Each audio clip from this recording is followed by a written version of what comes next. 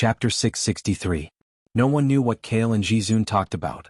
The aliens on planet Sokka only saw that after Tyrant Kyle left the Supreme Building, Jizun's exclusive space warship was activated from the roof of the Supreme Building.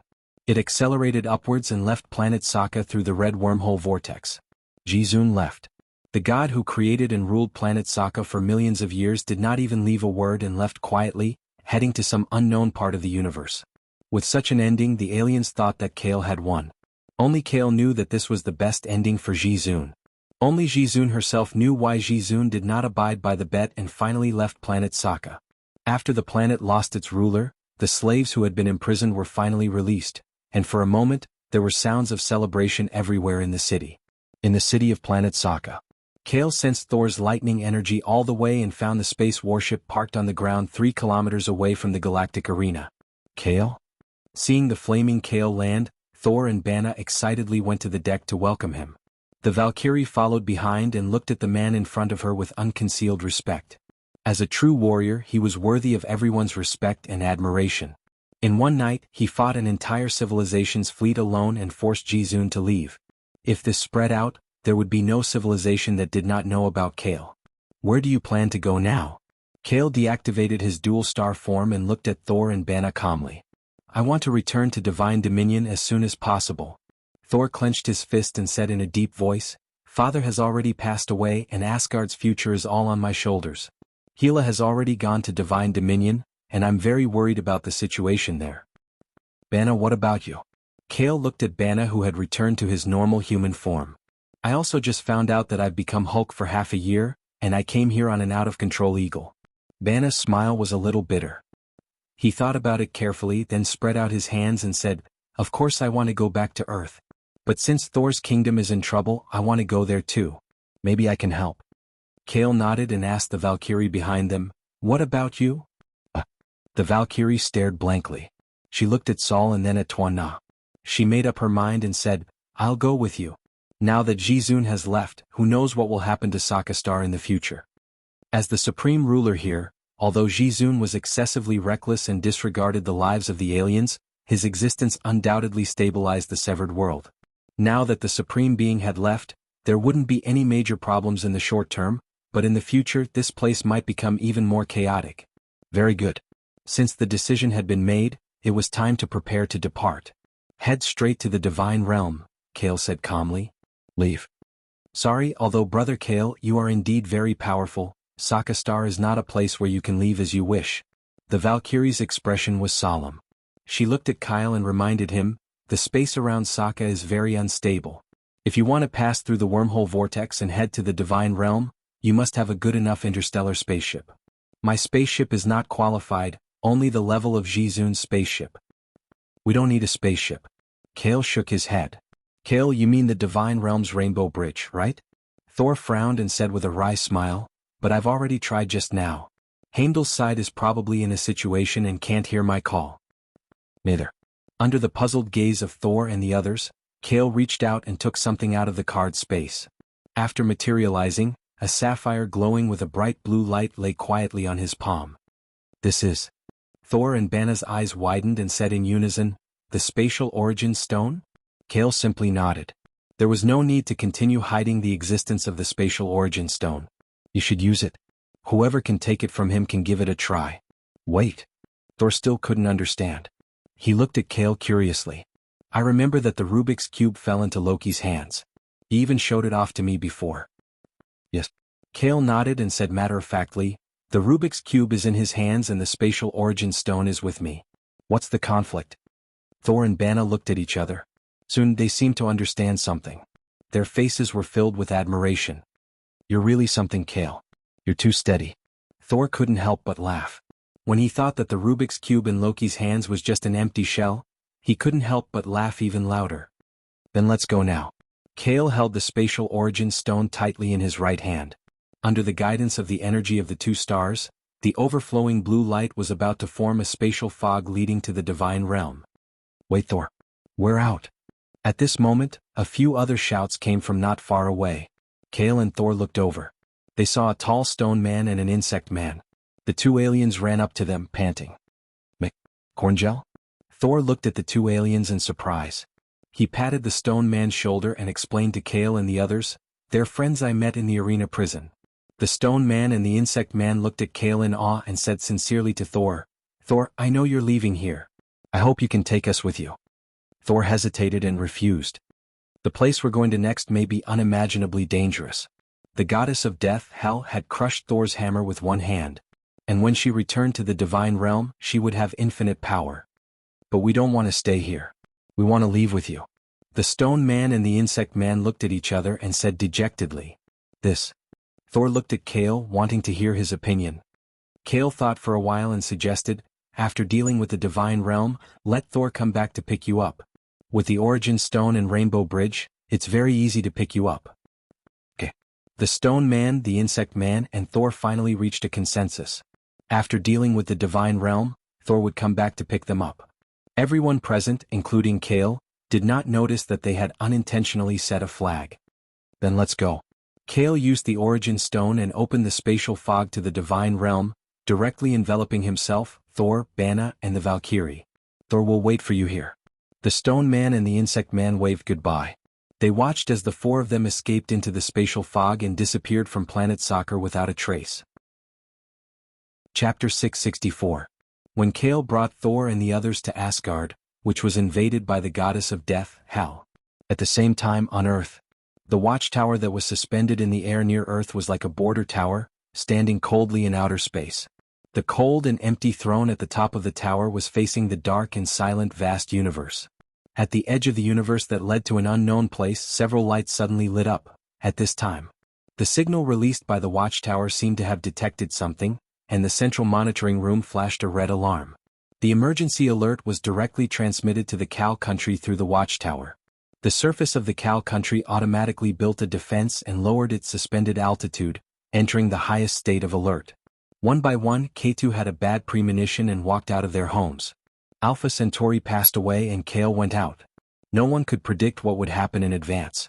What the hell is going on? In the palace of the Cal country, the dining table shook slightly due to the sinking of the suspended country. Lucy, Yutong, Sakuragi, Wanda, and the others who were eating together suddenly looked at each other in surprise. Roar! This was the neighing of the black flame horse that was guarding outside the palace. Everyone looked at the window and saw that Hellfire had already lifted his axe and was riding the black flame horse, flying rapidly towards the Cal country. His empty eye sockets were burning with flames as he looked towards the sky. Even the gatekeeper of the Cal country was alarmed. This meant that something big was about to happen. Silver light appeared in her eyes, and Yu Tong immediately stood up from her chair. She looked up at the ceiling and asked hurriedly, "Lord God, what happened?" A virtual screen automatically popped up in the air in the dining room, and a series of codes flashed on it. The cold voice of the Lord God system quickly sounded, "A large number of interstellar battleships have been detected. They are approaching Earth at an extremely fast speed. They are preparing to break through the atmosphere and land on the surface." What? The expressions of the women on the table changed. The large-scale alien invasion that Kale had been talking about had finally arrived? Where is the target? Lucy got up from her chair and asked calmly. The main god system quickly ran calculations through the watchtower and quickly came up with an answer. A small number of spaceships are heading for New York. A large number of spaceships are heading for Wakanda in Africa. With your database, can you analyze what kind of power the enemy is? Lucy continued to ask. The main god system was silent for 1 to 2 seconds before continuing. According to the information left behind by Master, it can be determined that the invading interstellar spaceship belongs to Thanos. Thanos? Wanda slammed the table and stood up, her chest heaving up and down.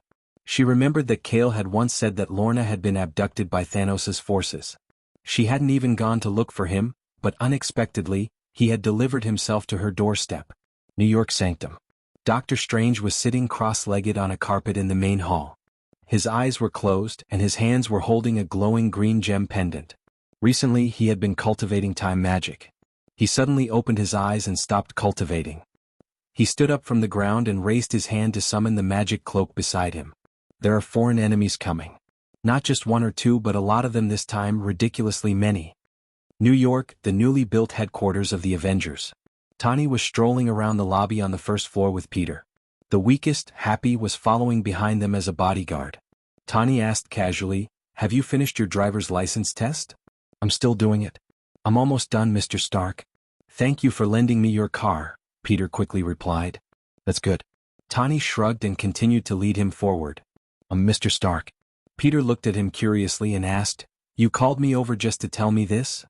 Of course not. Do I look like someone who has so much free time? Tawny kept them in suspense. He brought Peter to the end of the lobby and stopped in front of a locker that was integrated into the wall. He pressed a button and the wall opened, revealing a spider suit with a metallic luster. It was an upgraded version of the spider suit. Compared to the previous one, which was more like a uniform, this suit exuded the aura of nouveau riche. Wow, cool. Peter's mouth opened wide enough to stuff an apple. He exclaimed exaggeratedly, Is this for me? What do you think? Tawny glanced at him through his glasses. Put on this suit and come with me to the press conference later. You'll be a new member of the Avengers. Me? A new member of the Avengers? Peter was a little confused and pointed to his nose. What else? Tawny wanted to say something else, but at this moment, there was a glimmer inside his glasses. An emergency call from the Avengers came. After glancing at the content of the call, Tawny's expression changed drastically. He hurriedly said, Quick, put on the suit and come with me. Peter's eyes widened. He wasn't ready yet. After becoming a member of the Avengers, how should he deal with the media? Waiting online, it's quite urgent. There's no time for you to think about it. The downtown area of New York is now under attack by alien enemies. Tawny hurried to the floor-to-ceiling window in the main hall on the first floor. He looked up into the distance and saw a giant donut-shaped spaceship descending into the city. Seeing the familiar shape of the spaceship, Tawny's already ugly expression became even uglier. His eyes were filled with anger and fear. He's here. Who's here? Tawny? Happy couldn't help but ask. Thanos is here. Tawny's voice trembled a little. At this moment, other than New York being invaded by alien spaceships, countless people on Earth raised their heads and looked at the sky. Scorching meteors streaked across the sky and headed towards Africa. Wakanda, Africa. Su Rue walked out of the research laboratory alone. Her face was heavy and her hands were behind her back. When she walked out, Chaka, Steve, and Baki, who were outside the door, all looked at her. How is it, has that thing been taken out? Chaka asked. After Kale left in a hurry a few days ago, Illusion continued to stay in Wakanda. After detailed diagnosis and calculations, Su Rue finally performed the surgery today. How should I put it? Su Rue reached out her hand that was hidden behind her back. She was holding an instrument with a yellow gemstone inside. This thing has been taken out, but Illusion is in a dormant state. I don't know how he is now, so we can only continue to observe for a while. If that's the case, then we can only wait for Kale to come back. Steve shrugged and looked at the yellow gemstone in Su Rue's hand. Also, this thing must be kept safe before Kale comes back. Otherwise, something big will happen. At this point, the research room and even the entire palace suddenly shook violently. This is an earthquake? Baki raised his eyebrows.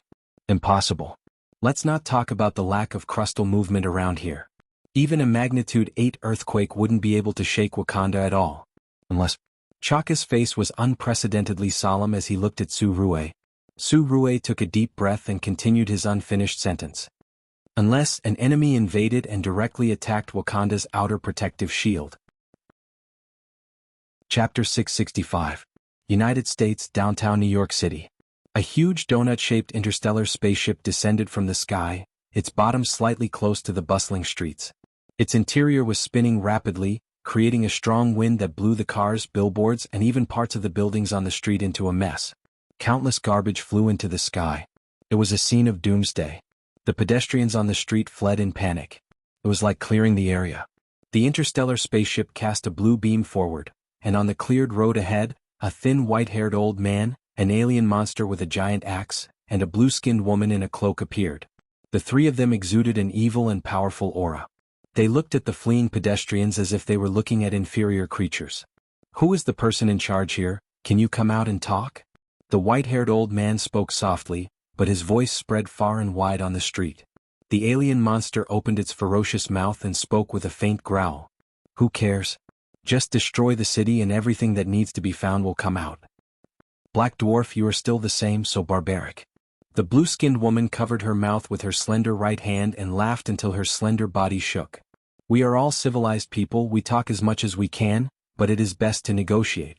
Above a tall building next to the attacked street, A golden red figure spewed flames from afar and slowed down as it approached. Only then could it be seen that it was two people. One was Iron Man wearing a new Iron Man suit, and the other was Spider-Man in his right hand who was wearing the same Spider-Man suit. The two of them, one big and one small, really looked like father and son at this time. Iron Man let go of Spider-Man in his hand, and Spider-Man was the first to land on the edge of the tall building. The spider mask automatically shrank, revealing Peter's young face.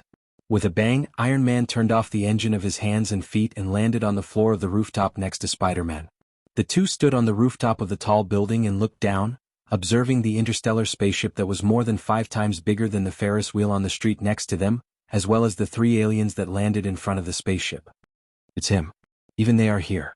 The moment he saw the 3 aliens, Iron Man's mask faded like a tide, revealing Tony's serious face. Mr. Stark? Do you know those aliens? Spider-Man half lay on the ground and looked back at him curiously. Of course. The last time we went to the Milky Way Alliance with Godfather, we met them in the end. Iron Man stared at the white-haired old man who looked the oldest and harmless among the 3 aliens. He said in a deep voice, "Be careful." The oldest alien was very powerful. He could control any object with his mind. We were defeated by him last time and Lorna was taken away by them.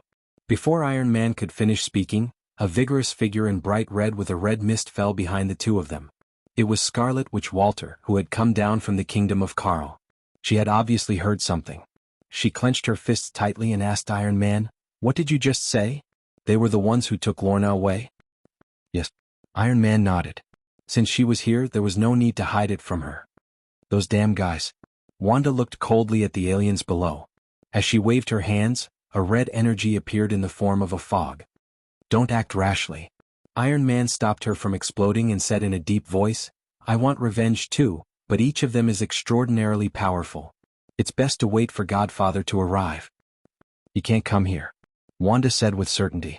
Facing the surprised Iron Man and Spider-Man, she explained, "A few days ago, Kale took Illusion to Wakanda. He hasn't returned yet, and the alien forces in Wakanda are 10 times more powerful than in New York. Yutong has led some forces in the Cal country to reinforce them." "What? Wakanda was attacked too?" Iron Man frowned. If that was the case, the crisis they faced this time was probably devastating. But no matter how devastating it was, as long as Godfather was there, before he could think further, a circle of sparks appeared on the rooftop next to the 3 of them. Doctor Strange, wearing a dark red magic cape, walked out of it. He had been hiding in the mirror dimension. Now that he saw Iron Man and the others, he finally appeared as if he had found his team. Doctor Strange's appearance immediately attracted the attention of Iron Man and the others. He took the lead and said, "Don't count on Mr. Kale. He's not on Earth now." "What did you say?" Iron Man and the other 2 were shocked when they heard this. Doctor Strange explained, 3 days ago, Thor and his brother Loki came to Earth to find Odin, who was living in seclusion. In order to prevent them from causing any more trouble, I sent them to Norway. Then Odin died, and an extremely powerful woman appeared on Earth from another world. After some disputes, even Thor's weapon was crushed by that woman. In the end, they left Earth together through the Bifrost. Could it be? Wanda guessed what would happen next, and it would be extremely unfavorable for them. That's right. Doctor Strange smiled bitterly. Mr. Kale followed behind them and left Earth. Iron Man's face suddenly turned pale. As a genius and smart person, he thought of a very terrifying possibility. He said in a daze, "It's over. Godfather miscalculated something." "Mr. Stark, what are you talking about?" Everyone on the scene, including Spider-Man, had a bad feeling. "Godfather has been telling me this all along. Thanos' plan is to collect 6 infinite primordial stones and eliminate half of the creatures in the universe." Iron Man took a deep breath and forced himself to calm down. "So Godfather has been snatching the initiative. We always have more infinite primordial stones on our side than Thanos. If Thanos fights Godfather head-on, our chances of winning will be higher. This is why Thanos has been biding his time." But now Kale is not on Earth. Wanda understood, and there was a bit of panic in her eyes. Kale had been on Earth all these years, but he had only left for 3 days when Thanos' forces invaded. It couldn't be such a coincidence. "There is a mole on Earth." Iron Man gritted his teeth and said quickly, "But that's not important. What's important is that Thanos' move is definitely to snatch the infinite primordial stones that are not on Godfather at the moment. In one fell swoop, he will surpass Godfather in the number of infinite primordial stones and take the initiative in this battle. After all, Kale only had two infinite primordial stones on him, the Space Stone and the Strength Stone. This was the inside story that Iron Man knew. As for the whereabouts of the other primordial stones, the Soul Stone was probably in Thanos' hands. The Reality Stone was in Loki's hands. The Mind Stone was in Wakanda. The Time Stone was in Doctor Strange's hands. Iron Man, Illusion, and Spider-Man all looked at Doctor Strange and the magic artifact necklace around his neck at the same time. Iron Man said with difficulty, "Run, these aliens invading New York are coming for you." Doctor Strange's eyes widened in surprise. Then, three other figures suddenly appeared on the rooftop where the four of them were and surrounded them at the same time. It was the aliens who were on the street below, the three Thanos generals led by Ebony Throat. It's too late. Wrinkles appeared on Ebony Throat's old face, and his small eyes locked onto Doctor Strange. My new book, The King of Marvel, has been released on Chidian and has been decided to be serialized for a long time. Currently, it has 150,000 words. Readers can go take a look, add it to your collection, vote for it, and support it. That new book is updated twice a day. Here, the old book is updated once a day, so it's still stable. End of chapter. Chapter 666. Iron Man, Spider-Man, and Scarlet Witch, the three of them almost subconsciously protected Doctor Strange behind them and faced the three aliens who surrounded them. "I'm not as useless as I thought," Doctor Strange said in a deep voice, but he also knew that the Iron Man trio was not protecting him, but protecting the primordial time stone he carried with him. It didn't matter even if they lost, Kale was still there. But if the primordial time stone was taken away, it would not be a simple loss. Don't underestimate them, they are very strong. Don't worry about us later, take the things into the mirror dimension and hide. The new Mark battle suit was already equipped with the PIM function, and Iron Man's exposed head was wrapped in armor. A bright white light appeared in his metal eye sockets as he stared at the white-haired old man among the three. "We meet again, Iron Man." Ebony Throat shrugged and greeted Iron Man, then raised his hands to introduce his two teammates. "Big guy, Black Short Star, you've met before. The woman next to him is a superstar. Earth does not welcome you, you'd better leave now," Iron Man responded coldly, but he also looked at the female alien with great vigilance. Since the last battle in the Milky Way Alliance, they knew each other well. He knew that Ebony Throat's ability was to manipulate objects. Although Black Short Star did not have any abilities, his physique was as strong as Hulk's. A female alien who could travel with them must have the same level of strength. "Of course we can leave as long as you give us the pendant that the mage is wearing." Ebony Throat smiled slightly, raised his dry claw-like hand, and pointed to Doctor Strange behind Iron Man. This time, without waiting for Iron Man to answer, Doctor Strange spoke first. "Don't even think about it. You entered Earth without permission. As the Guardian of Earth, I will give you a severe punishment." At the same time, Doctor Strange gestured in the air with his hands, and golden lines formed a mage shield in front of him. "We said we'll block them, you take the things and escape." Iron Man glanced at Doctor Strange behind him with slight annoyance. "That won't do." Doctor Strange shook his head, his eyes firm. "I want to fight. Protect New York, protect Earth." It seems that the negotiation has failed. Ebony Throat spread his hands helplessly, but he wasn't very angry. He just waved his hand gently forward. Iron Man subconsciously raised his left arm and built an armor shield, but it was not Ebony Throat who made the move but Spider-Man. Yes, Spider-Man, who had been on guard against the superstar, suddenly turned around abnormally. His eyes were filled with a crazy red light that indicated he had lost consciousness. Like a spider that had lost control, he opened his arms and legs and quickly rushed toward Doctor Strange. Doctor Strange reacted in time and subconsciously used his shield to block Spider-Man's attack. Spider-Man clawed at the magic shield with both hands, and as sparks flew, he was immediately sent flying. However, the moment he landed on the ground, his red eyes flickered with two streaks of red light, and he continued to launch a fierce attack on Doctor Strange. "Peter, what's wrong with you?" Iron Man didn't expect that it was his own people who made the first move. He wanted to stop Spider-Man, but Black Dwarf Star was already rushing toward them. His heavy footsteps shook the entire building. His huge figure was like a small black cloud, and the axe in his hand broke through the air and slashed toward them. Seeing this, Iron Man could only raise his armor shield first and barely block Black Dwarf Star's powerful slash. The shield immediately cracked with the axe, and the powerful impact caused Iron Man's body to sink. The floor under his feet broke open and he fell directly to the floor below. "You're really weak." Before Black Dwarf Star could finish his words, several laser beams shot out from the floor below, destroying the rooftop floor he was standing on, causing his huge body to fall down as well. He didn't know how many floors he had broken through, but he probably used the fastest way to get to the bottom. Protect yourself before I come back. Iron Man's voice faintly came from below, getting farther and farther away. Ebony Throat didn't care about all this. He gently raised his left hand, and with a wave of his hand, a billboard on the building flew up and quickly slammed toward Doctor Strange, who was fighting with Spider-Man. In the nick of time, Scarlet Witch finally made her move. She rushed to Doctor Strange's side, and the red energy in her hands was released, blasting the billboard into pieces. Not bad, not bad. Ebony Throat looked at Scarlet Witch in surprise. Earth's high-end combat power was a little beyond his imagination. What's wrong with him? Do any of you know? Doctor Strange used a magic shield to protect his body while using a magic cloak to bind the hands and feet of Spider-Man, who was out of control. It's mind control. That woman has very strong mind control. Scarlet Witch's hand gestures changed, and the red energy lingering around her body gently wrapped around Spider-Man. Her cold, beautiful eyes met the supergiant who had been motionless, but his eyes were glowing white. Hey. The red light in Spider-Man's eyes faded. He looked blankly at the magic shield blocking him and the magic cloak that bound his hands and feet. He screamed, "What are you doing?" I should be the one asking this question. Doctor Strange saw that Spider-Man had returned to normal and couldn't help but let out a sigh of relief, releasing the magic cloak. Not bad, you actually broke my mind control. The supergiant's eyes were still glowing white, and there was no color in his pupils at all. Be careful, don't look at her. Scarlet Witch said in a deep voice, she can remotely invade your spiritual world and control your mind. I was hit just now.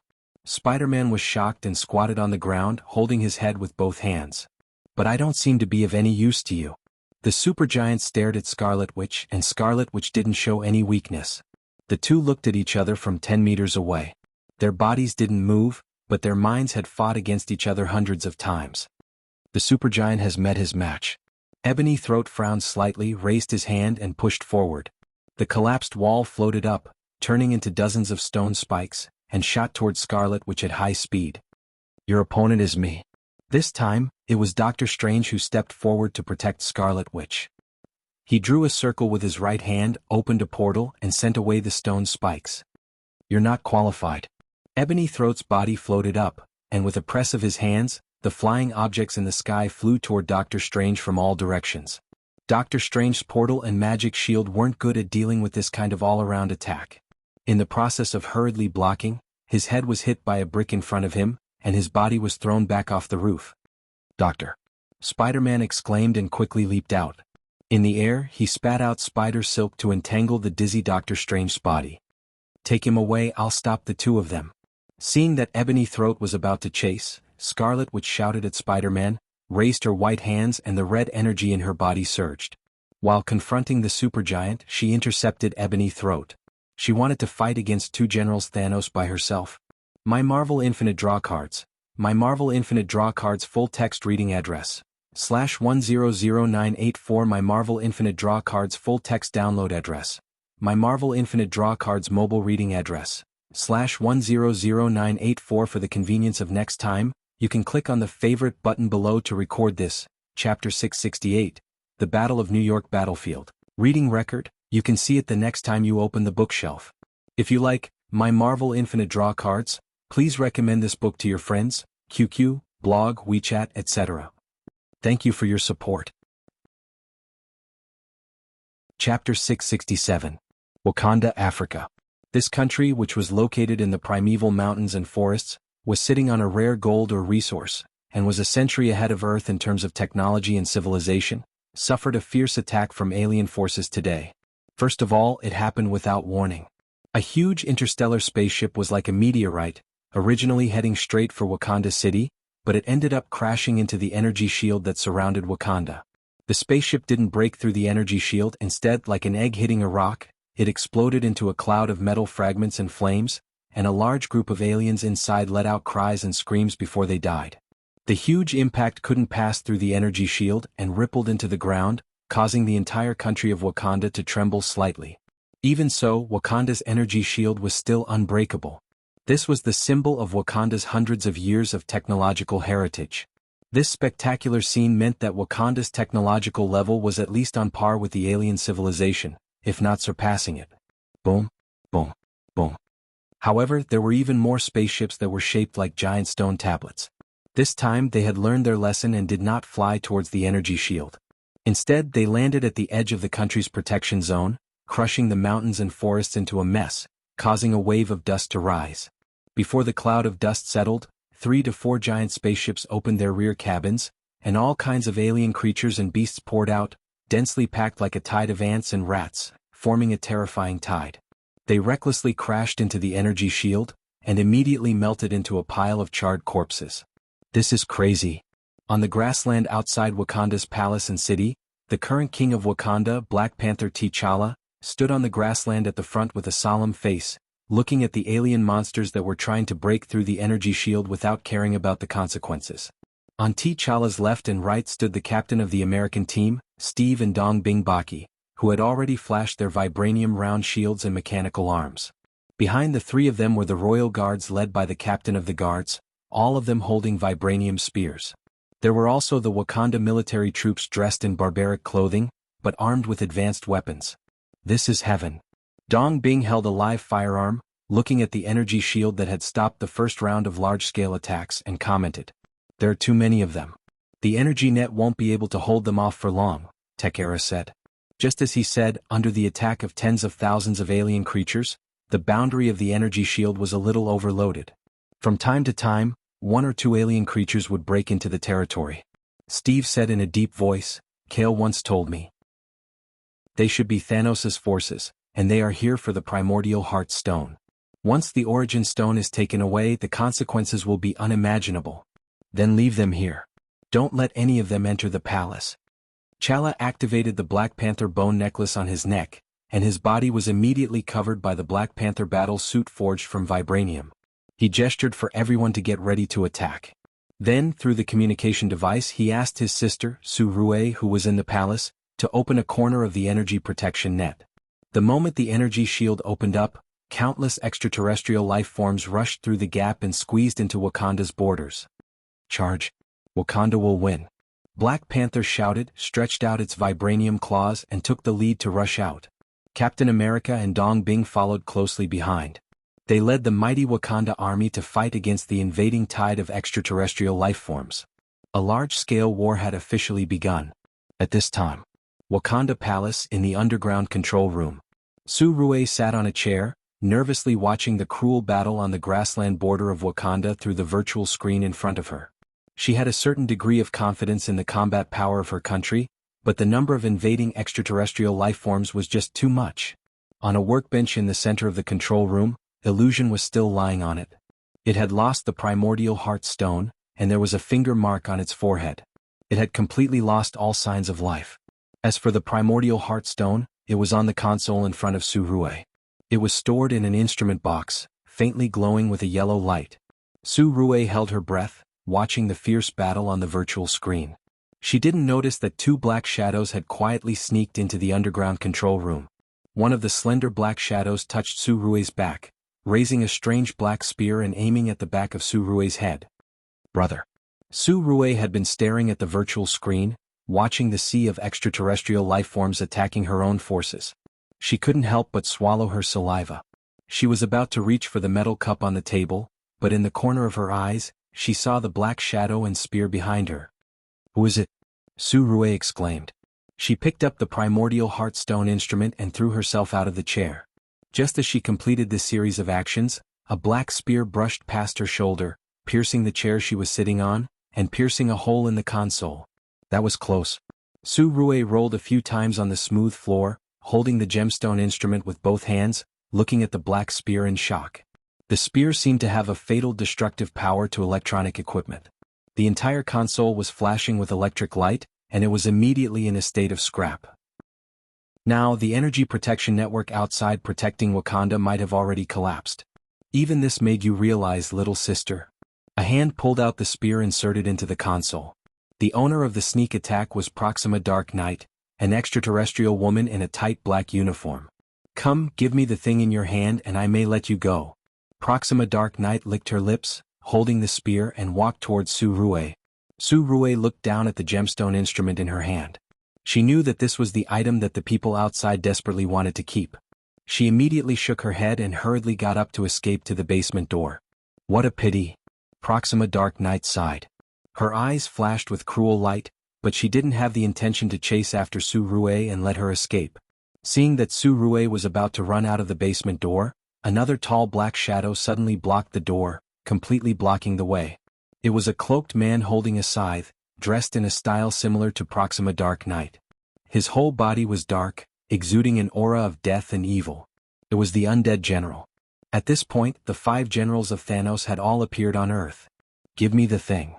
The undead general stared at Su Rue coldly and raised the scythe in his hand. Su Rue was horrified. She raised her hand, and a light cannon shot out from her wrist, blasting the undead general and his scythe away.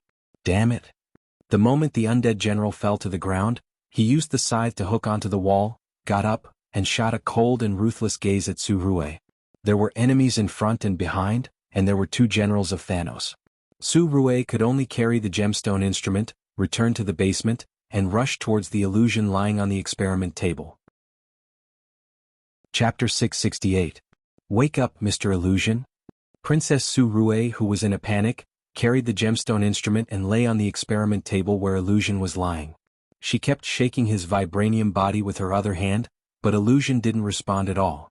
He was still motionless like a metal sculpture. Mr. Illusion. Hearing the footsteps behind her, Su Rue turned around abruptly and leaned her back on the experiment table. Knight Alpha Centauri and the undead general were like 2 predators staring at their prey. They surrounded her step by step. It's useless. That guy doesn't have a soul aura anymore. Glancing at Illusion behind Su Rue, the undead general sneered. The scythe in its hand touched the vibranium floor. The scythe was made of an unknown material and sparks flew everywhere. It even drew a shallow white mark. Don't talk so much nonsense with her. Just kill her and take the infinite primordial stone. Master is still waiting for us. Knight Alpha Centauri was a little impatient. He raised the black spear in his hand again. The tip of the spear reflected a little cold light. Mr. Illusion. Wake up. Su Rue exclaimed when he saw the other party throwing the spear. He closed his eyes tightly. The gemstone in the gemstone instrument in her hand became brighter and brighter. It seemed to be responding to Illusion lying on the experiment table. After a few seconds, Su Rue didn't receive any attack. She opened her eyes in surprise and saw Proxima Artemis and the undead general standing 5 meters away. Their faces were filled with disbelief as a white frozen air surged from behind and covered their bodies with a layer of frost. Even their weapons and the floor were frozen, turning them into a large conjoined ice sculpture. At the same time, the temperature in the basement kept dropping. Su Rue couldn't help but shiver and yawn. Then she saw a beautiful blonde woman walking out from behind the large conjoined ice sculpture. Little girl, don't worry. I'm Lucy from the Cow Country. I'm here to help you. Lucy stuck her tongue out at Su Rue. She looked at the 2 frozen aliens, then looked at the gemstone instrument in Su Rue's hand and Illusion on the experiment table behind her. She couldn't help but let out a long breath. It seems that we're not too late. We made it? Cow Country Lucy. Su Rue's eyes widened. Then she thought of something and hurriedly asked for help. Miss Lucy, there are more alien creatures outside the city. My brother and the others might not be able to stop them. Don't worry, I'm not the only one who came to help. Lucy broke into a smile. Just as she said this, a crisp sound came from behind her. Cracks continued to appear on the outside of the ice sculpture, and soon, it exploded from the inside out. The moment Alpha Centauri and the undead general broke out, they leaped towards Lucy with weapons in their hands. I've already said it. I'm not the only one who came to help. Lucy shrugged. Along with her words, Dark Proxima Centauri and the undead general's bodies seemed to be stuck as they floated in the air, maintaining their offensive posture towards Lucy. What a strong telekinesis. The undead general was shocked and doubtful. His body seemed to be stuck in a swamp of air. He could barely move forward with all his strength, let alone swing the scythe in his hand. Aren't Ebony Throat and Supergiant elsewhere?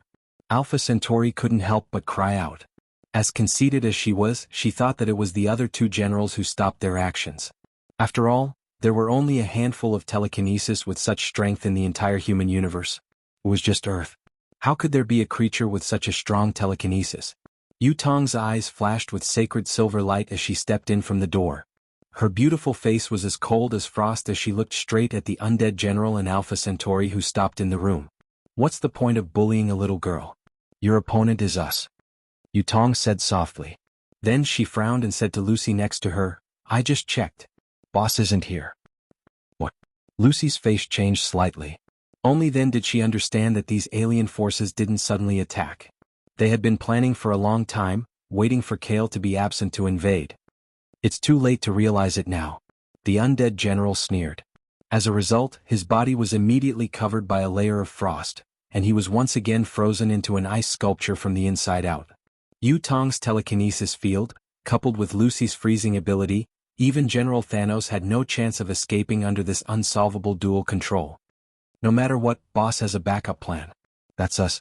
Yutong's silver eyes flashed as she said calmly, Lucy, you keep the Mind Stone well. We'll take over the battlefield here first. As long as they can't get the Mind Stone, they can't do anything to boss. Okay. Lucy took the gemstone device from Su Rui's hand. She was indeed the best person to keep the Mind Stone. Even if there were any accidents later, she could use the Mind Stone to freeze herself together with the Mind Stone. Next, we'll have to wait for other reinforcements. Yutong looked up. Her gaze seemed to penetrate the walls of the basement and landed on the large battlefield outside Wakanda City. On the grassland at the edge of the Wakanda Kingdom. Black Panther, Captain America, and Dong Bing led the Wakanda Royal Guards and army to fight against the alien lifeforms released by Thanos' battleships. Now the grassland was covered in blood and corpses were piled up like mountains. However, the alien lifeforms were still coming in waves. With the energy shield removed, the Wakanda side was gradually unable to hold on. Just then, a sharp neigh of a horse was heard. Most of the alien lifeforms looked up at the sky in horror. There was a black flame horse that was galloping in the air. Its rider was a green flame giant who was holding a badly damaged axe. Black Flame Horse, Hellfire, and Ares' Divine Axe. When the three of them combined, they were like the most ferocious war machine in the universe. A berserk, baleful aura enveloped the entire battlefield. Haha, tremble bastards.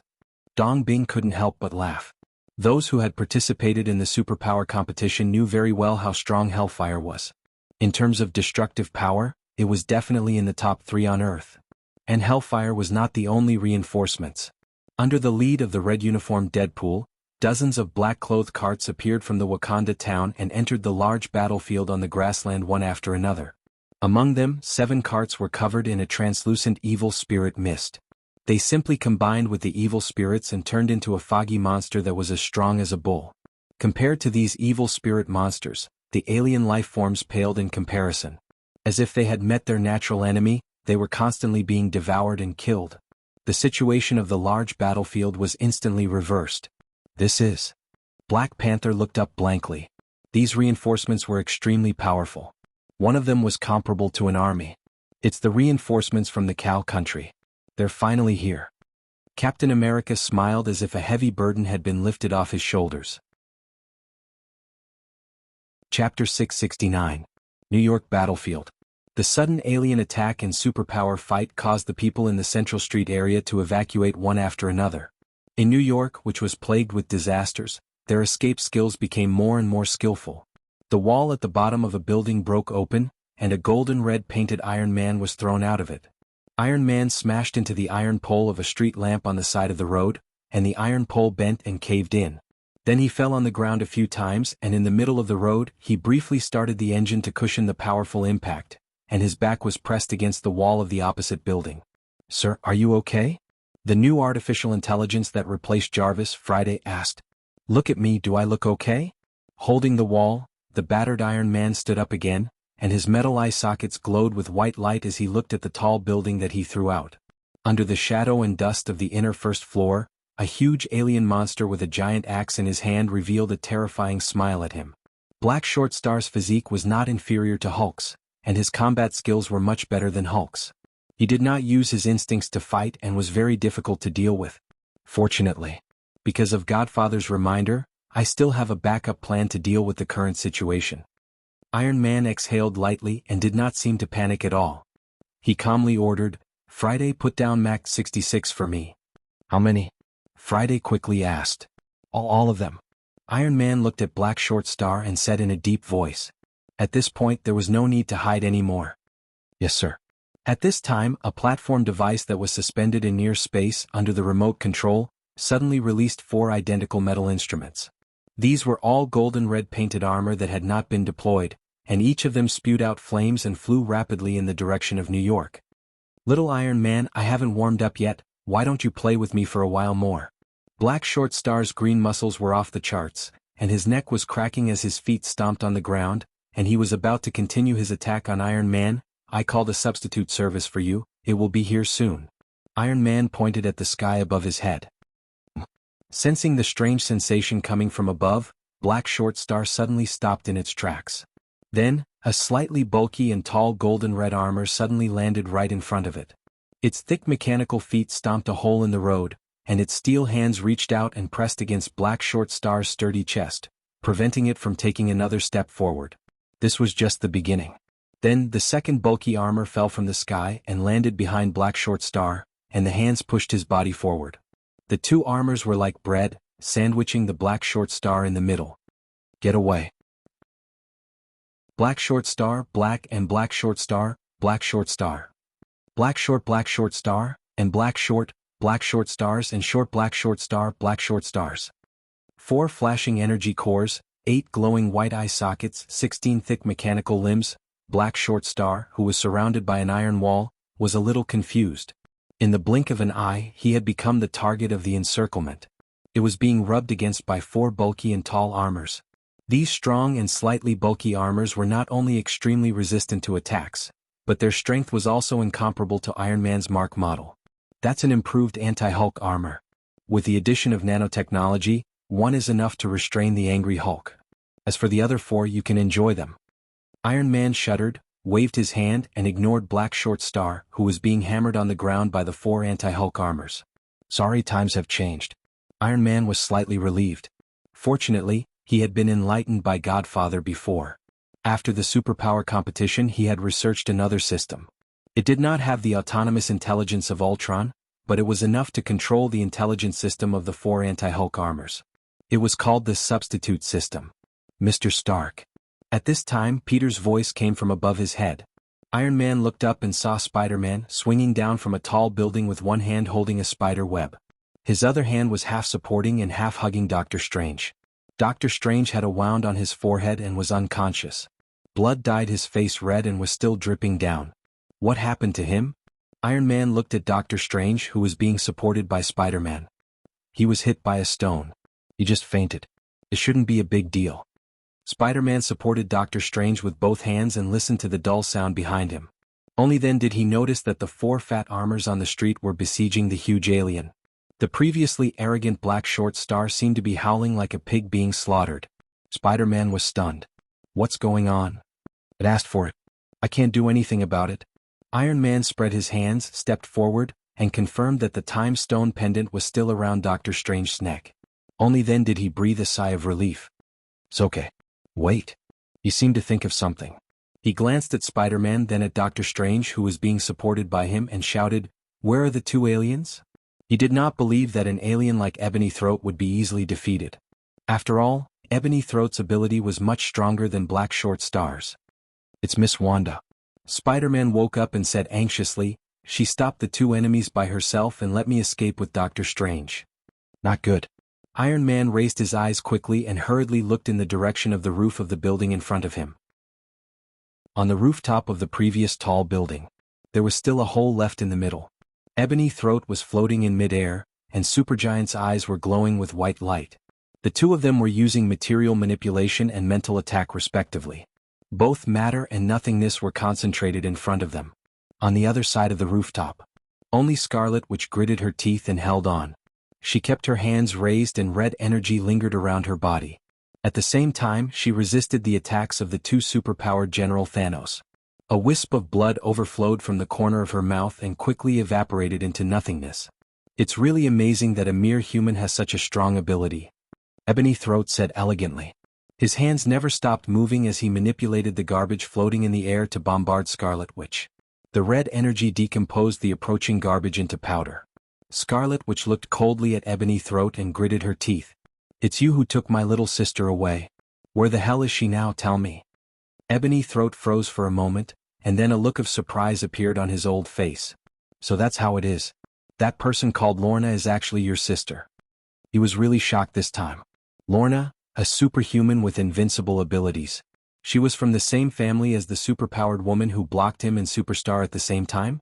What kind of superhuman family is this? Chapter 670. Tell me, what the hell did you do to Lorna? The emotional Scarlet Witch stimulated the red energy in her hand, suppressing Ebony Throat and Supergiant, who joined forces. Ebony Throat smiled mysteriously and said calmly, "No matter who Lorna is, she is already dead. Just a year ago, because she refused to be loyal to the Lord, her head was cut off on the spot." "This is impossible." Scarlet Witch let out a low roar. Her state of mind was in great turmoil at this time, and the red energy surrounding her body was no longer stable. Now is the time. Supergiant's eyes glowed with white light. Taking advantage of this moment, he used his psychic power to temporarily control Scarlet Witch, so that she could not release the dangerous and powerful red energy. "It's over. I will also cut off your head directly and save your beautiful face." Seeing the red energy on Scarlet Witch dissipate, Ebony Throat pressed down with his left hand, and several pieces of iron reflected the cold light and shot toward Scarlet Witch's neck in front of him. At the critical moment, a strong wind blew, and Scarlet Witch seemed to disappear out of thin air. The pieces of iron pierced the air and sank into the wall. The next moment, a silver-haired young man supported Scarlet Witch and appeared in the corner on the other side of the rooftop. So fast. Supergiant and Ebony Throat's faces changed slightly. With their dynamic vision, they still couldn't see the movements of the human youth just now. "Sister, are you okay?" Quicksilver gasped for breath. He obviously hurried over, supporting the slightly dizzy Scarlet Witch, and then looked coldly at Ebony Throat and Supergiant. "You two guys, how dare you hurt my sister?" Another one. Ebony Throat and Supergiant were speechless. Lorna's metal control, Scarlet Witch's telepathy and energy, and now Quicksilver's superfast speed, these three people with top superpowers are all humans, and they were all born in the same family? Where did this abnormal genetic inheritance come from?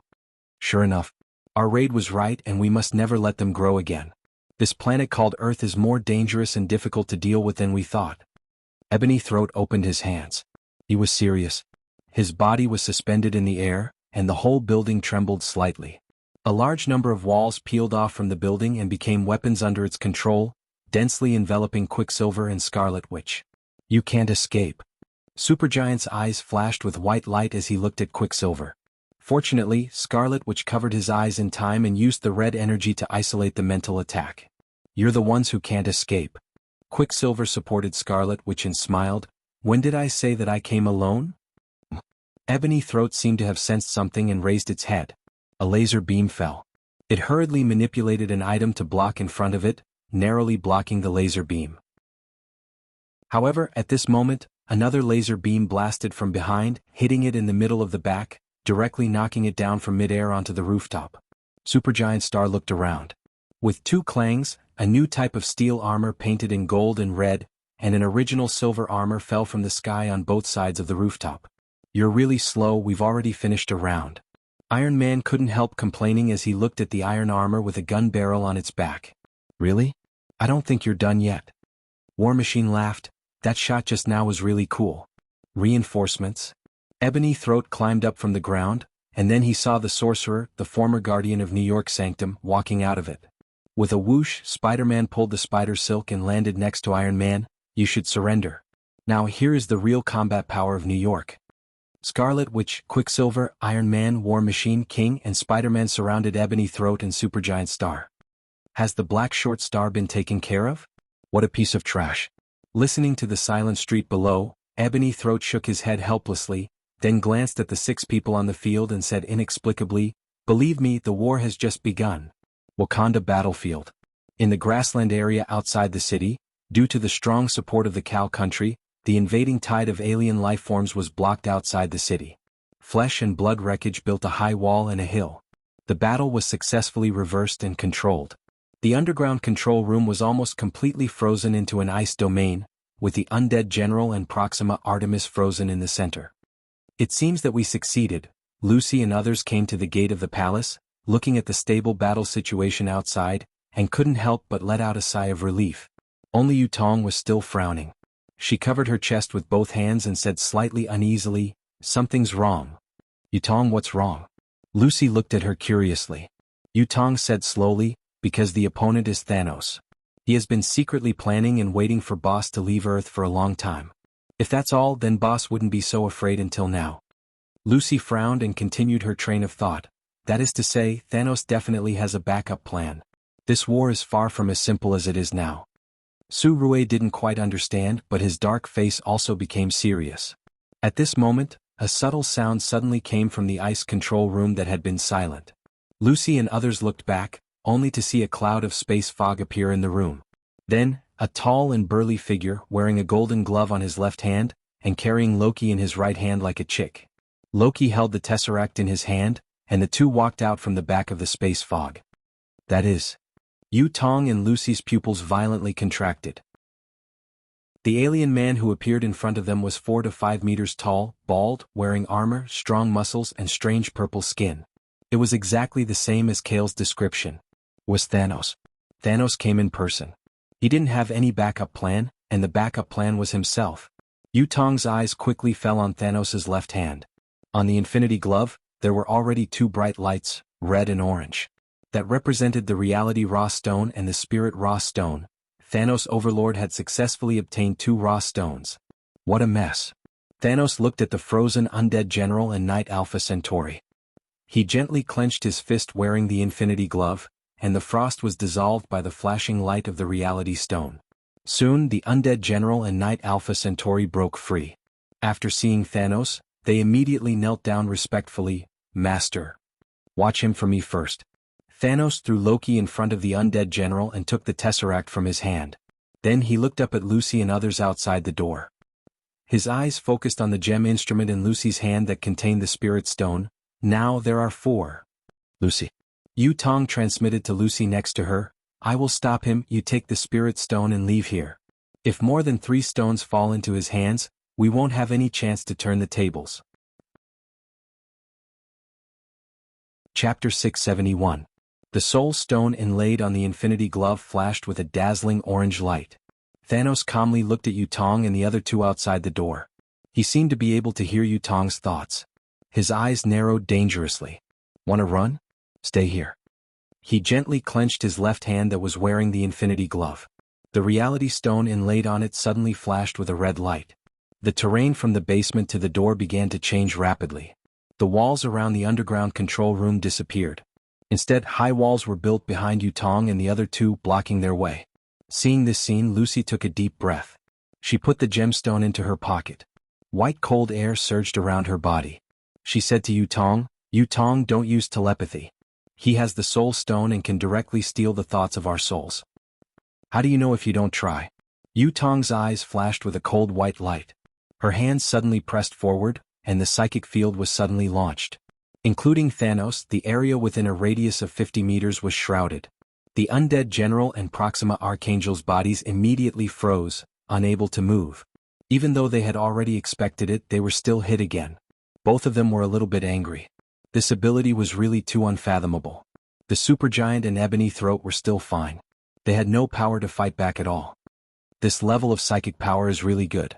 It's very rare even in the universe for many years. Thanos couldn't help but praise. He felt as if he was in a quagmire. After all, he didn't have the Soul Stone. Even it couldn't ignore Yu Tong's psychic power. But this didn't mean that he couldn't move freely. Resisting the control of the psychic field with only his body, Thanos took a step forward.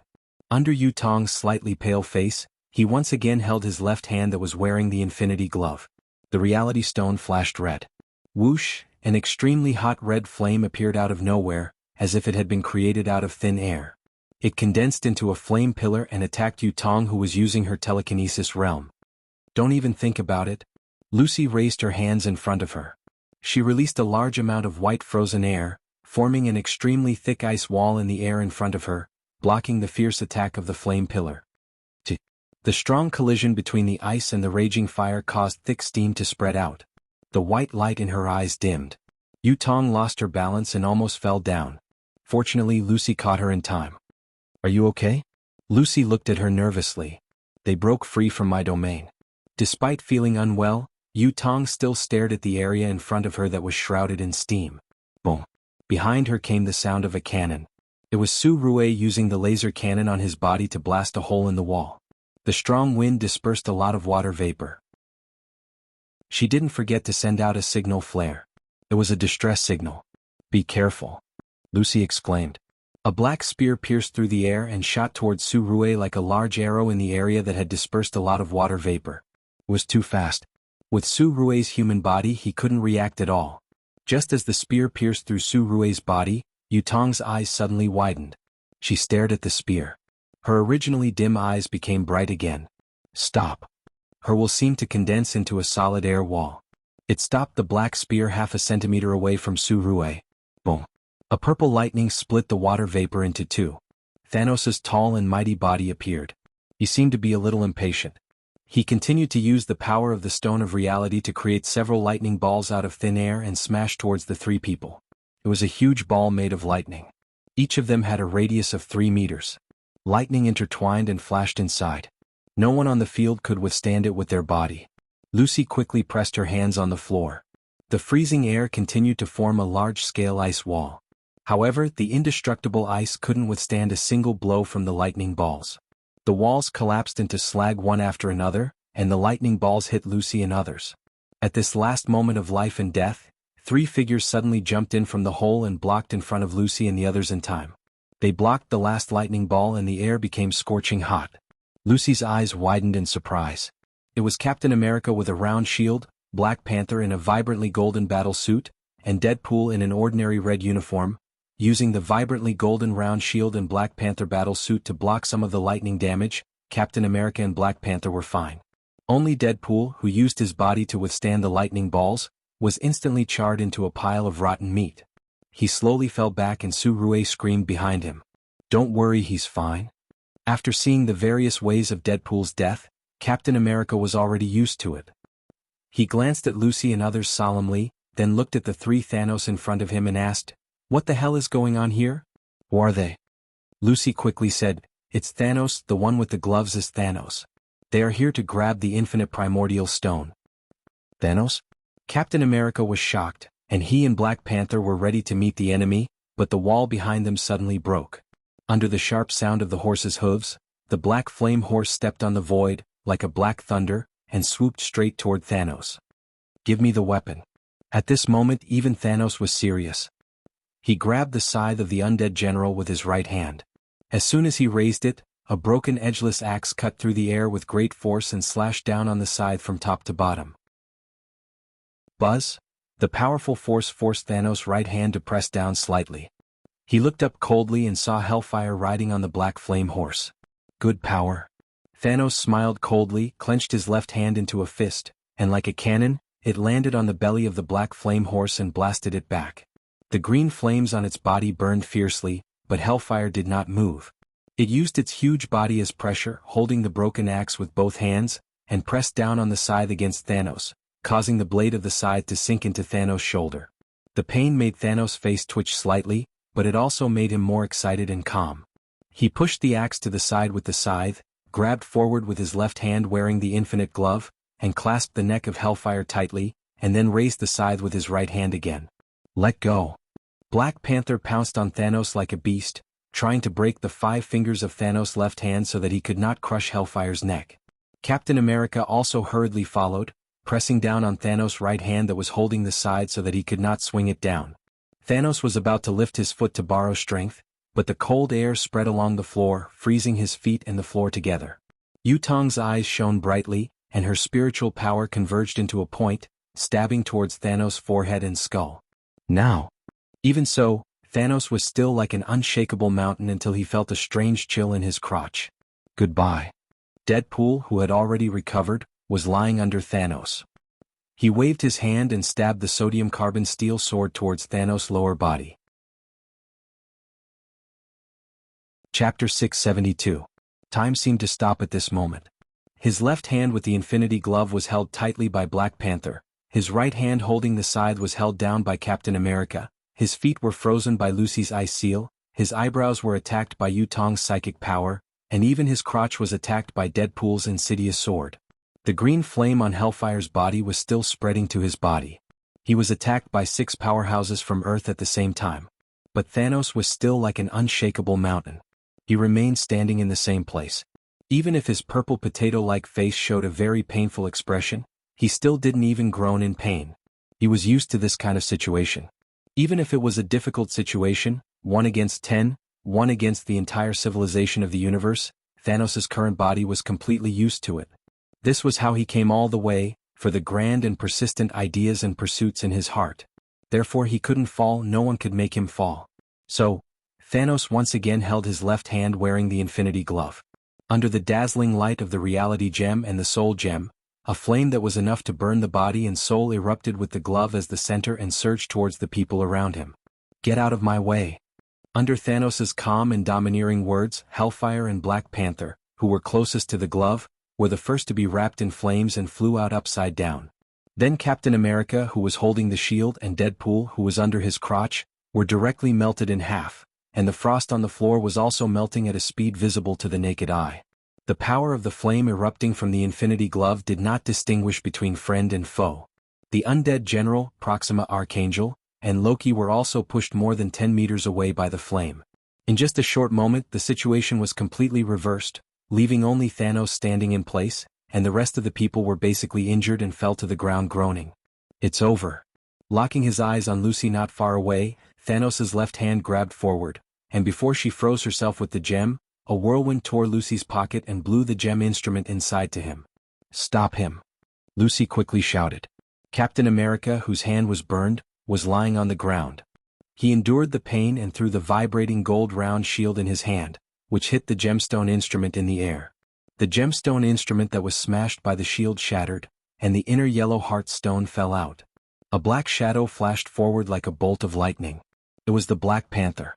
Due to the combat suit made of vibranium and the protection of Wakanda's spirit, he was the one with the lightest injuries among them. Catching the primordial heart stone in the air, the Black Panther quickly fled. "Are you sure you want to run?" Thanos' left hand clenched lightly. Under the power of the Infinity Glove, Su-Rue, who had extremely low combat power, flew towards him. Thanos' right hand grabbed Su-Rue's thin neck. The Black Panther, who was running away, was stunned and stopped in its tracks. "Give me the Mind Stone. Otherwise I'll kill everyone here." Thanos lifted Su-Rue with one hand and said in a deep voice. Thanos had no murderous aura, but everyone knew that he was a man of his word. For the clues of the primordial heart stone, he had slaughtered several civilized planets. "Brother, take the primordial heart stone and run, no need." Su-Rue struggled to speak, but Thanos' left hand tightened. She gradually lost her breath and her limbs became weaker and weaker. "Stop!" the Black Panther shouted. He looked down at the primordial heart stone in his hand, looked at Su-Rue in Thanos' hand, and his wounded friends lying on the ground, and sighed helplessly. "I'll give you the primordial heart stone, and you let everyone here go." The other party could trample on emotions regardless of the consequences in order to achieve his goal, but they could not. Although they were superheroes, they could not abandon their emotions. "No problem." Thanos nodded. His goal from the beginning was only the Infinity Primordial Heart Stone. The Black Panther clenched his fist and threw the Primordial Heart Stone at Thanos under everyone's unwilling eyes.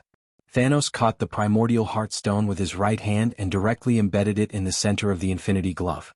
A strange flow of energy flowed from the Infinity Glove and sizzled through his body. It put a huge burden on his body but also made him stronger. 3 No, it should be 4. Thanos could not help but smile. With 4 Infinity Primordial Heart Stones, no one could stop him. He took out the Tesseract with his right hand and clenched his fingers. However, before he could exert any force, the cracked Tesseract suddenly shattered into a pile of powder. Thanos was stunned. He frowned deeply and continued to clench his right hand, crushing the Tesseract completely. But what about the Dimensional Primordial Heart Stone? Where is the Dimensional Primordial Heart Stone? Thanos turned around suddenly and looked at Loki behind him. Why isn't the Dimensional Primordial Heart Stone in the Tesseract? Loki was also a little confused. He stared blankly at the crushed Tesseract. Under the gaze of Thanos, the undead general, and the others, he hurriedly shook his head. "I didn't do it. How could I take away the Primordial Heart Stone without destroying the Tesseract?" Thanos' face was solemn. He believed that Loki did not have that kind of ability. Even he could not do it now. Very few people knew. Kale's trump card from World War II had become the key to turning the situation around. Thanos' face was very ugly after making a fool of himself in front of Lucy and the others. However, he remained calm. He already had 3 primordial hearts. As long as he could get his hands on one more, Thanos clenched his left hand lightly. Under the power of the Infinity Glove, Lucy, Yutong, Black Panther, Captain America, Surue, Hellfire, and the Black Flame Horse sank more than half of their bodies into the vibranium floor, drawing a circle on the floor. I'm going to New York now. You guys watch over them. Thanos ordered the undead general and the others. Without waiting for their response, he quickly walked towards the interstellar spaceship outside. He thought that he could directly move to New York after getting the primordial Heartstone, but now he could only rush to the battlefield in New York through the spaceship. There was still one primordial Heartstone on Earth. As long as he got it, the result would be the same. At this time, the Sacred Dominion was many light years away from Earth. A cloud of spatial fog opened in the air. Kale, holding the primordial Heartstone, led Thor, Banner, and Valkyrie to the Rainbow Bridge in the Sacred Dominion. The gatekeeper is gone. The Valkyrie turned around and looked at the empty Rainbow Bridge as she spoke. It's so quiet. It's too quiet. Thor frowned and looked at the end of the Rainbow Bridge in the direction of the Sacred Dominion's Palace of Immortals. Compared to before, the Sacred Dominion was very quiet at this time. There was no sign of life. Thor had a very bad feeling. Thor. There's that person's aura in the Palace of Immortals. She should be waiting for you. Kale seemed to have sensed something and used the primordial Heartstone again to open the spatial fog leading to the Palace of Immortals. Thor couldn't help but rush in. Chapter 673. Divine Realms Palace of Immortals Hall. A dark blue spatial mist opened here, and Thor charged out, followed by Kale, Banner, and the Valkyrie. The hall of the palace was deserted, and there was not a single palace guard in sight. When Kyle and the others arrived, they looked up and saw a woman with long black hair sitting on the golden throne on the dais of the palace. The cold woman wore a dark gold crown and a black running uniform. Her pale hands rested on the armrests of the throne. She was dignified, elegant, and extremely cold. She sat on the throne and looked down at the people in the hall with her cold, black eyeliner. She was not surprised at all, as if she had been waiting here for a long time. Odin's first child, the goddess of death, Hela. Thor stared at Hela and asked, "What did you do to Heimdall, the palace guards, and the people of Asgard?" "Nothing. They refused to accept me as the original master of the divine realm, so I could only kill them all," Hela said casually, as if she had casually crushed a group of ants. "You bastard." Saul roared, his eyes flashing with strong electric light. However, his short hair was unable to flutter wildly in the wind. "I've been waiting for you." Hela looked behind him. "I've been looking for you too. You." Before Thor could finish, Hela shook her head gently. She did not even look at him. "I'm not talking about you. Thor, in my eyes you are no threat at all." Thor frowned. He followed Hela's gaze and looked at Kaya behind him. "You were waiting for me?" Kale pointed at himself. He could not tell what Hela was thinking. "Of course. Apart from you no one can make me wait." Hela was like a noble queen. She moved away from the throne and bowed slightly. She gestured to the empty throne with both hands. "Sit. This throne was originally yours." Thor, Banner, and the Valkyrie looked at Kale in confusion. Even Kale himself found it unbelievable. Was this Hela's scheme? He wanted to use this to create animosity between him and Thor? However, with Hela's abilities and strength, and the fact that she had returned to the divine realm, there was no need for her to do that. "You must have mistaken me for someone else," Kale replied calmly. "How is that possible? How could I be mistaken?" Hela was a little agitated, but she quickly regained her composure and said calmly, "The eternal fire is with you, right?" "Yes." Kale nodded, not denying Shurfeng's words.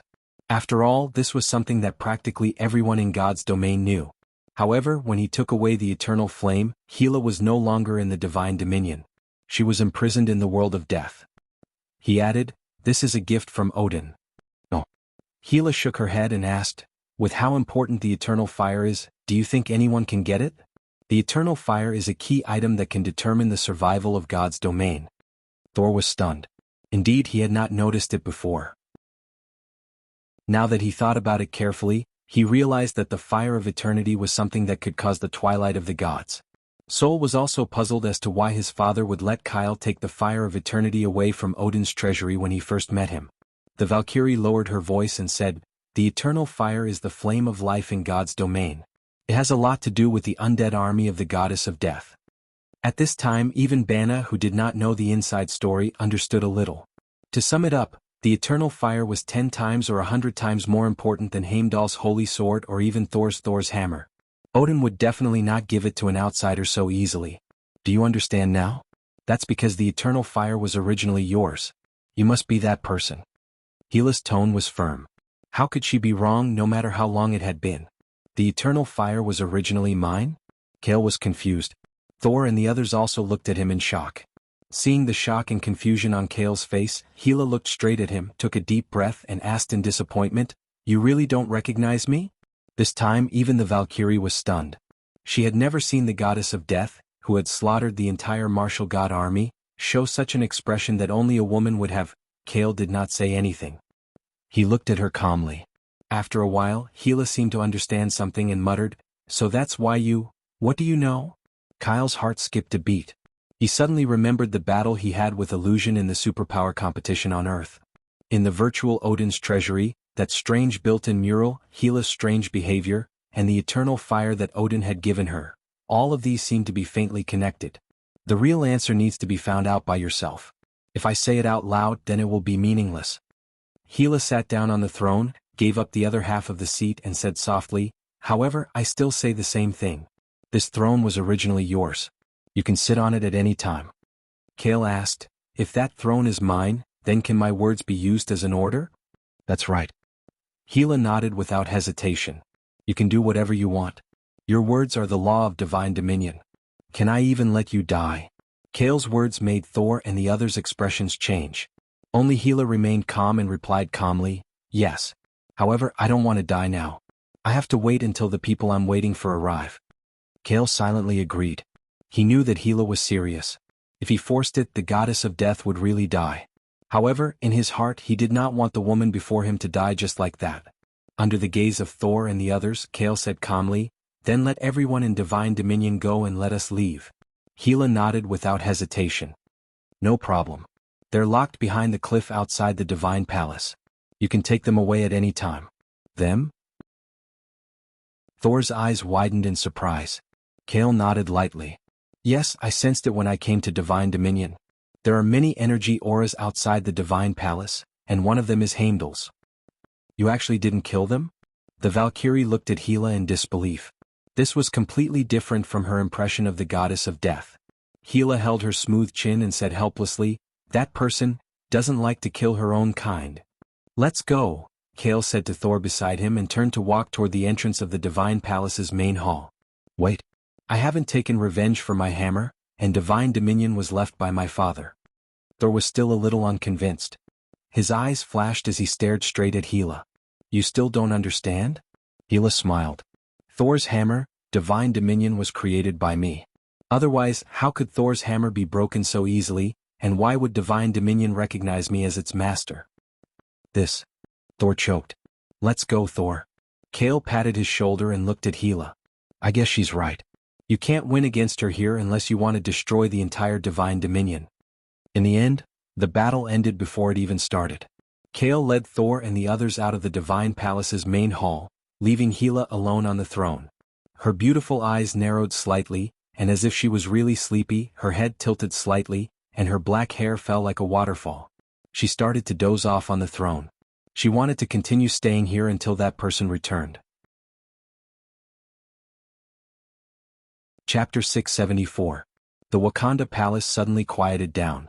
On the smooth floor made of vibranium, Hellfire, Lucy, Yutong, Captain America, Black Panther. Even the Black Flame Steed, almost all the high-level combatants were half buried under the floor. No matter how hard they struggled, they couldn't break free. They could only watch as Thanos drove the interstellar spaceship away and rushed towards New York. "Give up. You can't stop the Lord from taking the fourth infinite origin stone." Proxima Dark Knight stood in front of them and said coldly. The undead general picked up the death scythe from the ground and looked coldly at the people who couldn't move freely. His eyes were filled with undisguised killing intent. Although they were all injured, it didn't affect their movement. They could still directly threaten everyone on the scene. "What do you want to do?" Lucy glanced at the undead general and said coldly, "Thanos has already agreed. He will take the soul gem and let us go." "Yes, the Lord did agree just now." The undead general sneered and waved the scythe with both hands as he walked towards the crowd. "But the Lord won't kill you. It doesn't mean that we can't kill you. You despicable." Su Rue held his breath and finally spat out this sentence. Despicable? Proxima Dark Knight chuckled. Only you Earthlings would use these words. In the vast interstellar universe, there is only the law of the jungle and the winner is king. No matter what tricks he uses, as long as he can win, it's the method of the strong. Lucy and the others gritted their teeth but couldn't do anything. Thanos' last move was too ruthless. He embedded their bodies in vibranium and there was no hope for them to turn the situation around. Black Panther lowered his head and said with self-blame, "It's my fault. It's all my fault. I shouldn't have handed over the soul gem." "How can this be your fault? If it were me just now, I could only give it to him." Steve sighed softly. Thanos could see through people's hearts. "It's time to end this. I have to say that you humans have really impressed me. A mere small civilization like yours has actually brought us so much trouble." The undead general stopped in front of them and said in a hoarse voice, "Don't worry, I'll be quick. I'll cut off all your heads." At the same time, the scythe in its hand was raised high above its head. It was about to swing down and cut off Steve's head when its body and scythe strangely froze in the next moment. Everyone was stunned for a moment. When they turned around, they saw that it was Yu Tong who was among them, whose eyes were shining with a silver divine light. "Are you done yet? This ability is really disgusting." Just as the undead general was halfway through its irritated speech, Proxima Nebula's exclamation suddenly sounded behind it. "Be careful." Then, a sharp katana suddenly stabbed into the undead general's back and came out from the middle of its chest with blood dripping from its wounds. "Who is it?" The undead general lowered his head and looked at the katana that had pierced through his body. Blood was still dripping from the tip of the katana. "You didn't expect it, right? I'm not dead yet." Standing behind the undead general, Deadpool, who had lost half of his body, successfully healed himself at this time. He shrugged his shoulders, waved the katana and cut the undead general in half. Steve and the others looked at this scene with surprise. Deadpool's combat power was not strong, but his ability to not die was the most incomprehensible. He was the easiest person to ignore on the battlefield, and the easiest existence to reverse the situation. "You damned human worm."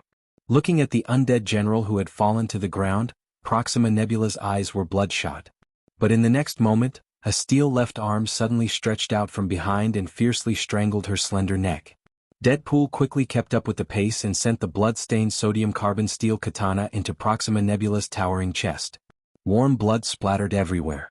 Proxima Nebula struggled violently, but the steel arm did not loosen until the strength in her body completely collapsed. The body slid down, revealing Winter Soldier Baki, who had arrived late. "Baki, I knew it. You're really something." Steve couldn't help but laugh. Baki hadn't arrived at the scene just now. Obviously he was waiting for this moment to counterattack. After successfully killing the two aliens guarding here, the crisis was temporarily lifted, but Thanos still went to New York after all. The final crisis still existed. "How can I get you out?" Baki looked at the people trapped in the vibranium floorboards. Su Rue said calmly, "When the guards of our country come, they can use a specific instrument to break down the vibranium floorboards, but it will take a long time. What we lack most now is time." Steve sighed softly. He pondered for a moment. "Now, who is in New York?" Lucy quickly responded, "Tawny, Wanda, Quicksilver, and Doctor Strange. They should all be here." "Can they guard the primordial stone of time by themselves?" Steve continued to speak and fell into a short contemplation. Everyone was silent. The answer was obvious. After all, even they who were present couldn't stop Thanos. And now, Thanos had another primordial stone of mind in his hands. His strength could no longer be judged by common sense. Steve certainly knew this. He said solemnly, "Someone must inform Doctor Strange and let them escape with the primordial stone of time. In short, we can't let the fourth primordial stone fall into Thanos' hands." "It's too late," Black Panther said helplessly. "Even if we go to New York through Wakanda's fastest transportation now, we can't make it in time." "That's not necessarily true." A cold voice sounded from the room. Lucy's eyes widened. She saw a translucent figure emerge from Yu Tong's body next to her. It was exposed to the air and glowed with a silver light. "Yu Tong, you are..." Lucy felt a huge surge of psychic power from the silver phantom, as well as a strong and exuberant life force. It was Yu Tong's soul. "This is what the Ancient One reminded me. Since my ability exceeds the limits of my body, I might as well abandon my body." Yu Tong's soul smiled gently. After breaking free from the shackles of her body for decades, The true power of telekinesis in her body was revealed. The pressure of her aura had surpassed that of hellfire. She waved to everyone present. Everyone will meet again if fate wills it. I'm going to stop Thanos. No. Sensing Yu Tong's farewell, Lucy called out. But Yu Tong's soul turned into a beam of light and escaped into space. In an instant, it passed through the wall and disappeared without a trace. Lucy's tears flowed uncontrollably from her eyes. She looked at Yu Tong's body next to her and muttered to herself, Yu Tong, you've taken on everything again. You must come back alive. The remaining white cold air exhaled from her mouth and froze Yu Tong's body bit by bit. Chapter 675. New York City, the area next to the spaceship. It's finally over. After adding the support of Quicksilver, War Machine, Wong, and others, a group of people led by Iron Man finally killed Ebony Throat, Supergiant, and Black Dwarf who attacked New York. The 3 generals of Thanos were killed on the spot. These 3 generals have accompanied Thanos for many years, and each of them is naturally very powerful. In a one-on-one fight, there are few people on Earth who can win against them. Unfortunately, the Avengers, New York Sanctum, Cal Country, and other forces in New York are not to be trifled with. Scarlet Witch, who fought from the beginning to the end, was exhausted. She sat down on the lawn next to the road and asked, "The crisis in New York is over. Should we go to Wakanda?" It stands to reason that Wakanda's combat power is much higher than ours. They should be able to win the final victory. Tony's Iron Man armor was scarred. He took off his helmet, revealing his weary face. He looked at Wong, who was supporting Doctor Strange, and gasped. The most important thing at present is that we must protect the Time Stone on Doctor Strange. I can take him back to New York Sanctum, Wong said quickly. Tony shook his head fiercely. No matter what sanctum you are, it's not safe enough. We should be the safest together. Rhodes, who was wearing the War Machine armor, said. No one had any objection to this. They are already all the high-end combat power in New York. If this is not safe, then there is no place on Earth that is safe. Wanda stood up with the help of Quicksilver and whispered, "Count the people who still have combat power. Those who are free can go reinforce Wakanda. The energy and stamina in my body are almost exhausted. I can't continue to fight." Quicksilver added, "I'm fine, but I have to take care of my sister." "I'm fine and I have enough ammunition." Rhodes' dark face revealed a row of white teeth. "I can do it. I'll let Friday fight for me." Tony spread his hands. Spider-Man scratched his head and said, "Me too, but I don't want to be too far away from New York. My Aunt May is still here." Tony patted his shoulder heavily and comforted him. "Don't worry, I'll get happy to take care of your Aunt May." The others all looked at King as well as the unconscious Doctor Strange. The two of them must be thinking of defending the New York Holy Temple to the death. "That's good. Rhodes, Peter, and I will rush to Wakanda for support. You guys stay here and guard New York and the gemstones." Tony immediately made a decision. As for the transportation, before he could finish his sentence, a fighter jet descended from the sky, decelerating as it landed on the lawn, stirring up a lot of trash and dust. The rear cabin of the fighter opened and Eddie, dressed in a black suit, walked down. After seeing him, Spider-Man Peter took the lead in greeting, "Big Brother Eddie. I thought you weren't going to participate in the battle."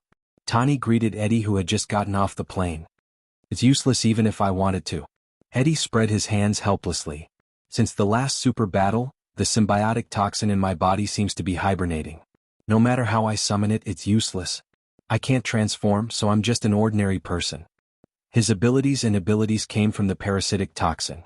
Due to the dormancy of the toxin for unknown reasons, he was directly beaten back to his original form. "At least you know how to pilot a fighter jet," Tony teased. He was about to take Eddie's fighter jet with Rhodes and Peter to Wakanda. At this moment, Scarlet Witch suddenly opened her eyes wide and looked at the sky above the city. "What's that?" "What?" The others followed her gaze and saw a fighter jet similar to the donut model flying from the direction of Wakanda towards the center of the city at an extremely fast speed. It can't be. As smart as Tony was, a conjecture appeared in his mind, which made his hair stand on end. While the others were still in a daze, he quickly said to King, "King, can you open the world of the mirror dimension?" "Yes." King reacted quickly. He immediately let Spider-Man support Doctor Strange while he drew a circle with both hands. As sparks flew in the air, a portal to the mirror dimension was constructed. "Everyone go in. Quick." Tony's tone was abnormally hurried. Everyone followed his command, including Eddie, and rushed into the mirror dimension. The circular portal of the mirror dimension disappeared from the lawn. The next moment, the donut-shaped spaceship landed on the side of the road. A beam of light shone on the ground, revealing a tall and burly existence wearing the infinity glove. At this time, inside the mirror dimension. I guessed right, it's Thanos. Tani's face was unprecedentedly solemn. Through the membrane of the mirror dimension, he looked at the figure that came down from the spaceship. He's Thanos? The others tensed up. Rhodes' throat was dry. His spaceship came from Wakanda, could it be? Yes, Wakanda has been defeated. King reached out and pointed to the real world outside, at the infinity glove on Thanos' left hand. He has obtained 3 primordial stones, reality, soul and mind stones. Tani smiled bitterly. He came for the primordial stones of time. If he obtains 4, Godfather will be powerless. King said in a deep voice, "Don't worry, we're safe here. Now, except for me and Doctor Strange, no one in New York can open the door to this side." I hope so. Tani sighed. From just now until now, the uneasiness in his heart had not disappeared. Instead, it had become stronger. On the road in the real world. Thanos came here and glanced around the scene. His eyes finally fell on the ground of the road, where the bodies of Black Dwarf, Ebony Throat, and other aliens were placed. The battle just ended not long ago. Thanos did not show any expression because of his dead subordinates. He narrowed his eyes and shifted his gaze to the fighter jet parked on the lawn. As if he had seen something, he walked to the lawn where everyone was previously. Although separated by the barrier of the world, everyone in the mirror dimension still subconsciously held their breaths and did not dare to speak. Thanos suddenly looked up and looked into the air. He said inexplicably, "You're over there, right? In the mirror dimension." After Thanos' gaze swept over, Rhodes exclaimed, "He found us." King shouted, "Don't panic, he can't see us." "Now I know you're there." Thanos smiled coldly as if he had seen through everything. He confronted everyone across the mirror dimension. There was something that could pass through space, and that was the soul and mind. With both the soul and the mind stone, he could directly see the souls of Tani and the others. Even if he knows we're here, he can't come here. King tried to calm the others. "I can't go over, but you will open the door for me." As soon as Thanos' words fell, the gem on his left glove flashed. In the mirror dimension, King suddenly raised his hands and drew a circle to summon the portal. Chapter 676. In the mirror dimension space. Most people were still paying attention to Thanos outside, and only Spider-Man Peter seemed to be aware of something. He looked curiously at the king, who was drawing circles with his hands again, and cried out curiously, "Uncle, what are you doing?" The others heard Spider-Man's voice and looked back at the king. Only then did they notice the king's strange behavior. He was trying to open the magic portal to the outside world. "Quick, stop me." The king's face was very ugly at this time, and he slightly got rid of the shackles through his powerful mind, but he still couldn't control his hands, and little by little, he drew a whole circle in the void. A little spark appeared in the air in front of him, and then the magic portal took shape and expanded little by little. His mind is controlled by Thanos. Scarlet Witch spoke hurriedly, but she, who had just gone through a great battle, couldn't cast her mind-shielding ability in time. Even if she could barely cast it, it would be difficult to stop Thanos' mind control through the Infinity Glove. In other words, no one can defeat Thanos in the mind domain who has the Mind Stone at this time. Every Infinity Stone is the cornerstone of the Marvel Universe itself, and it is the pinnacle of all levels of energy and talent. Its existence represents the will of the Marvel Universe. The Reality Stone rewrites illusion reality, the Mind Stone controls the mind of all things, and the Soul Stone controls the soul of the universe. With these 3 Infinity Stones, Thanos is now in a semi-invincible state in the entire universe.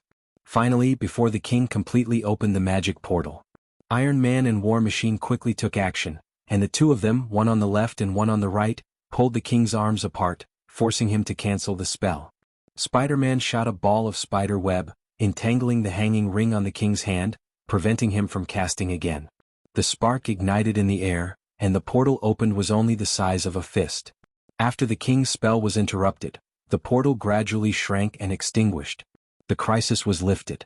Without waiting for the people in the mirror dimension space to breathe a sigh of relief, a big hand wearing the Infinity Glove was inserted into the portal from the outside world like lightning. Thanos seized this fleeting opportunity, and as his big hand forcibly pulled, the boundary wall of the mirror dimension space was gradually torn outward like glass, and the space hole was constantly expanding. "Don't let him in. Let's attack together."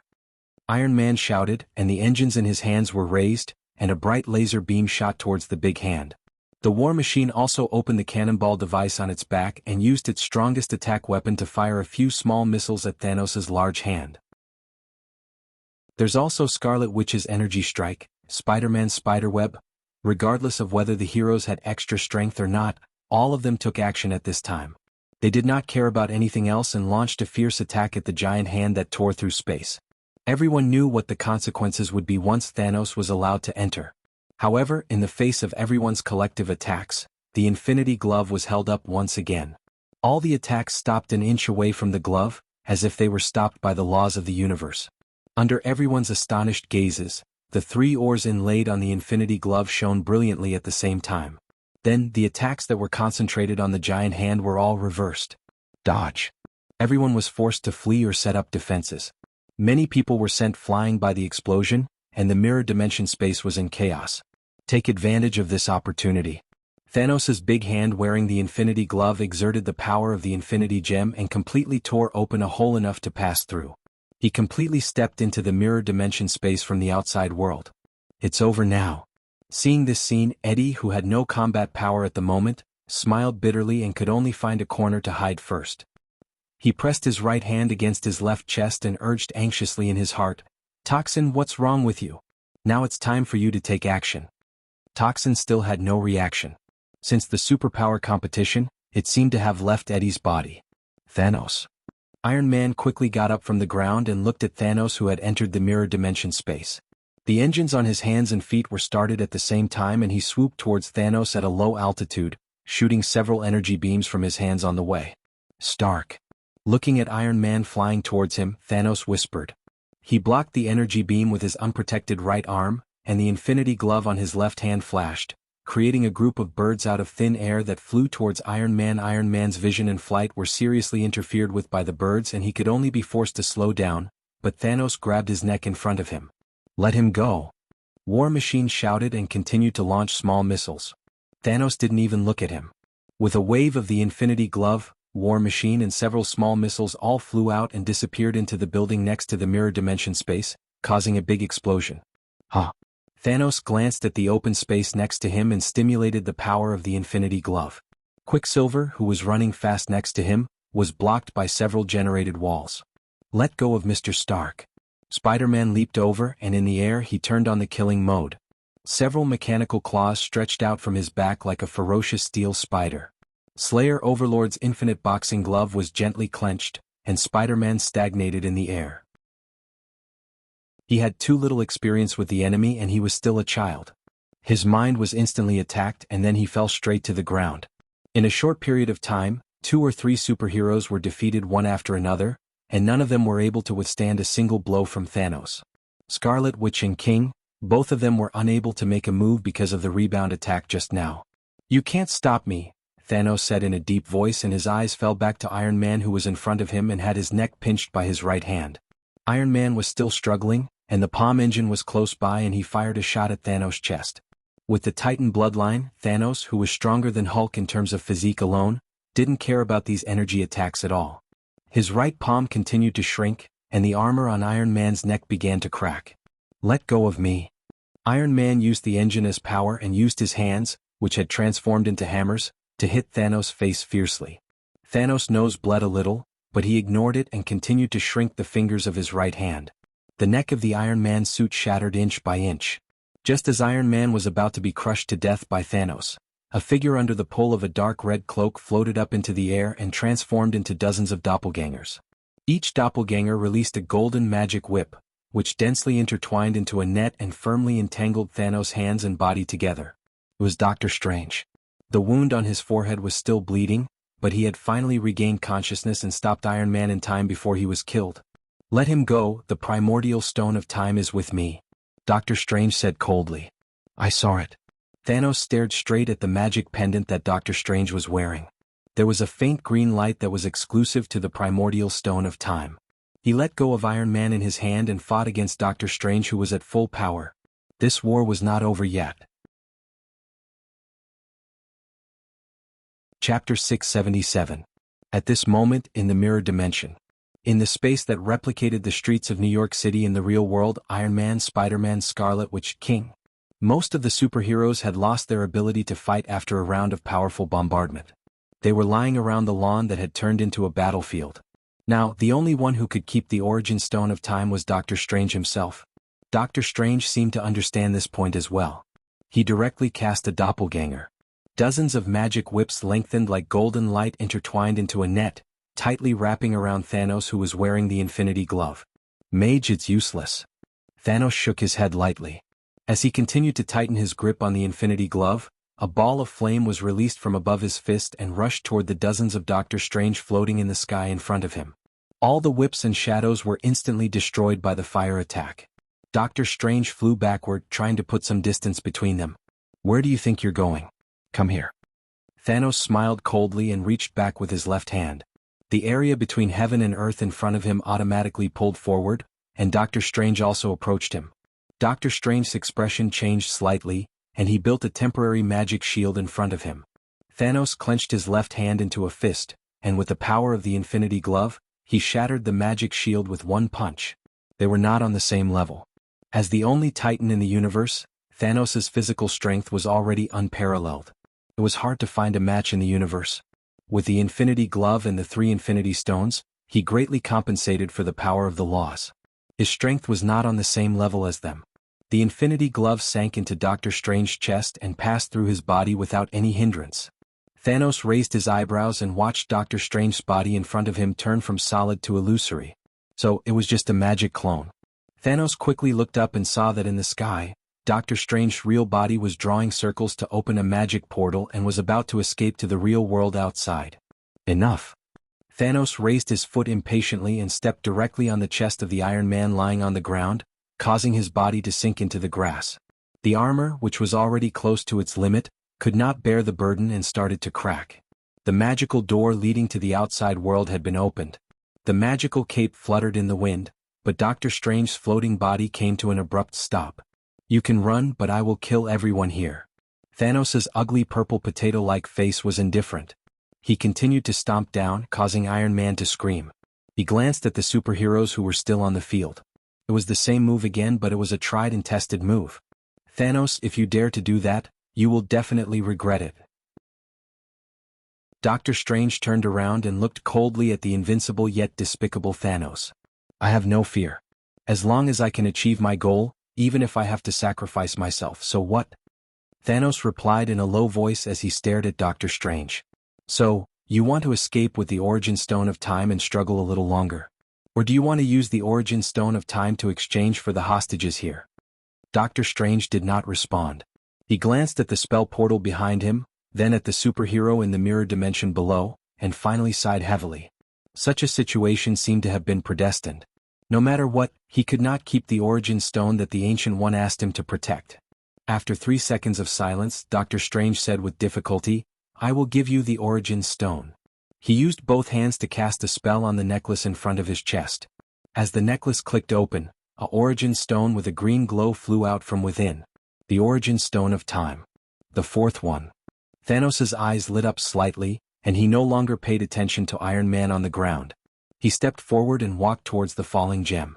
Just as he was about to reach it, a white shadow suddenly rushed in from the spell portal opened by Doctor Strange and intercepted the Origin Stone of Time in the air. That is? Doctor Strange's eyes widened in surprise. Sister Yutong? The Scarlet Witch, who was lying on the telephone pole, stared blankly at the familiar shadow. The one who intercepted the Origin Stone of Time was Yutong's soul. Due to her surging psychic power, her soul was extremely powerful. Not only would it not collapse easily, but it could even rewrite the trajectory of the real world at will.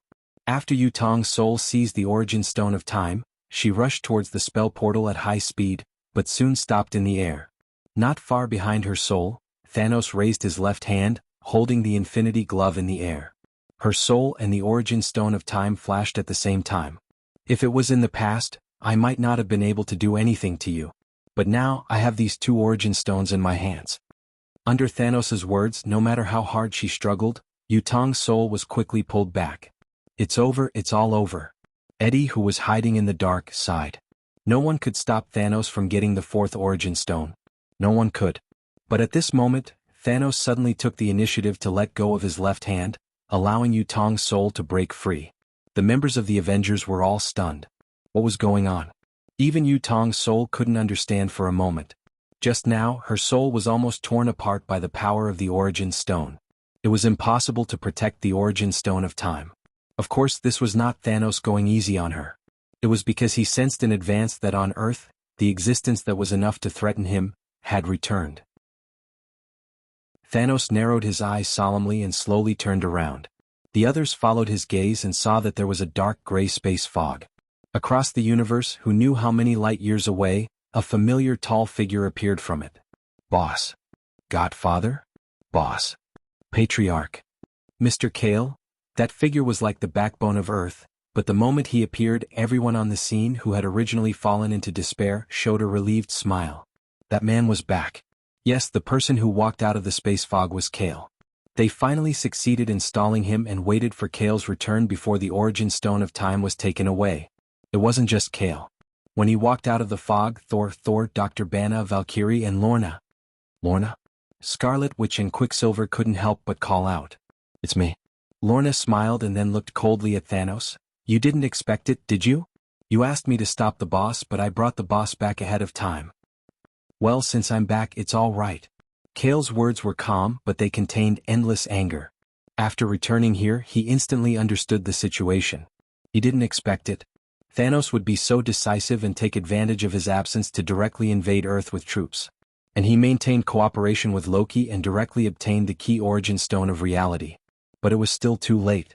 As long as he defeated Thanos here at this moment. Chapter 678. In the mirror space of New York. Thanos did not make a move after Kale appeared. He knew very well in his heart that in front of Kale, it was not realistic to snatch the infinite rough stone from others. So, Thanos simply looked at Kale peacefully.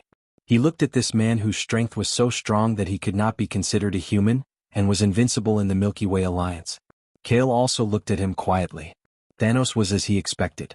He was very tall and strong, very ugly, with a cracked rectangular face. His body exuded an energy aura that made his body feel throbbing.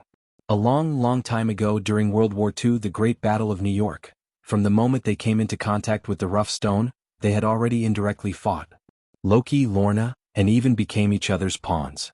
In this century-long secret contest, sometimes Kyle won, sometimes Exterminating Tyrant won. It was just that the two of them had never really met so far. Until this moment, it was the first time the two had met. A mountain could not accommodate two tigers. The Marvel Universe could not accommodate two top powerhouses fighting for the rough stone at the same time. I'm a little regretful now. I regret that during the Great Battle of New York, I trusted that trash Loki and did not personally lead the troops. Thanos' gaze fell on the space fog behind Kale. Only the real space rough stone could directly open the fog of the mirror space. In other words, now Kale had two infinite rough stones in his hands, namely the space rough stone and the power rough stone. If you count the time rough stone that Yu Tong's soul intercepted, he had 3. There were 6 infinite rough stones in the universe. Now Kale and Thanos had just divided them equally.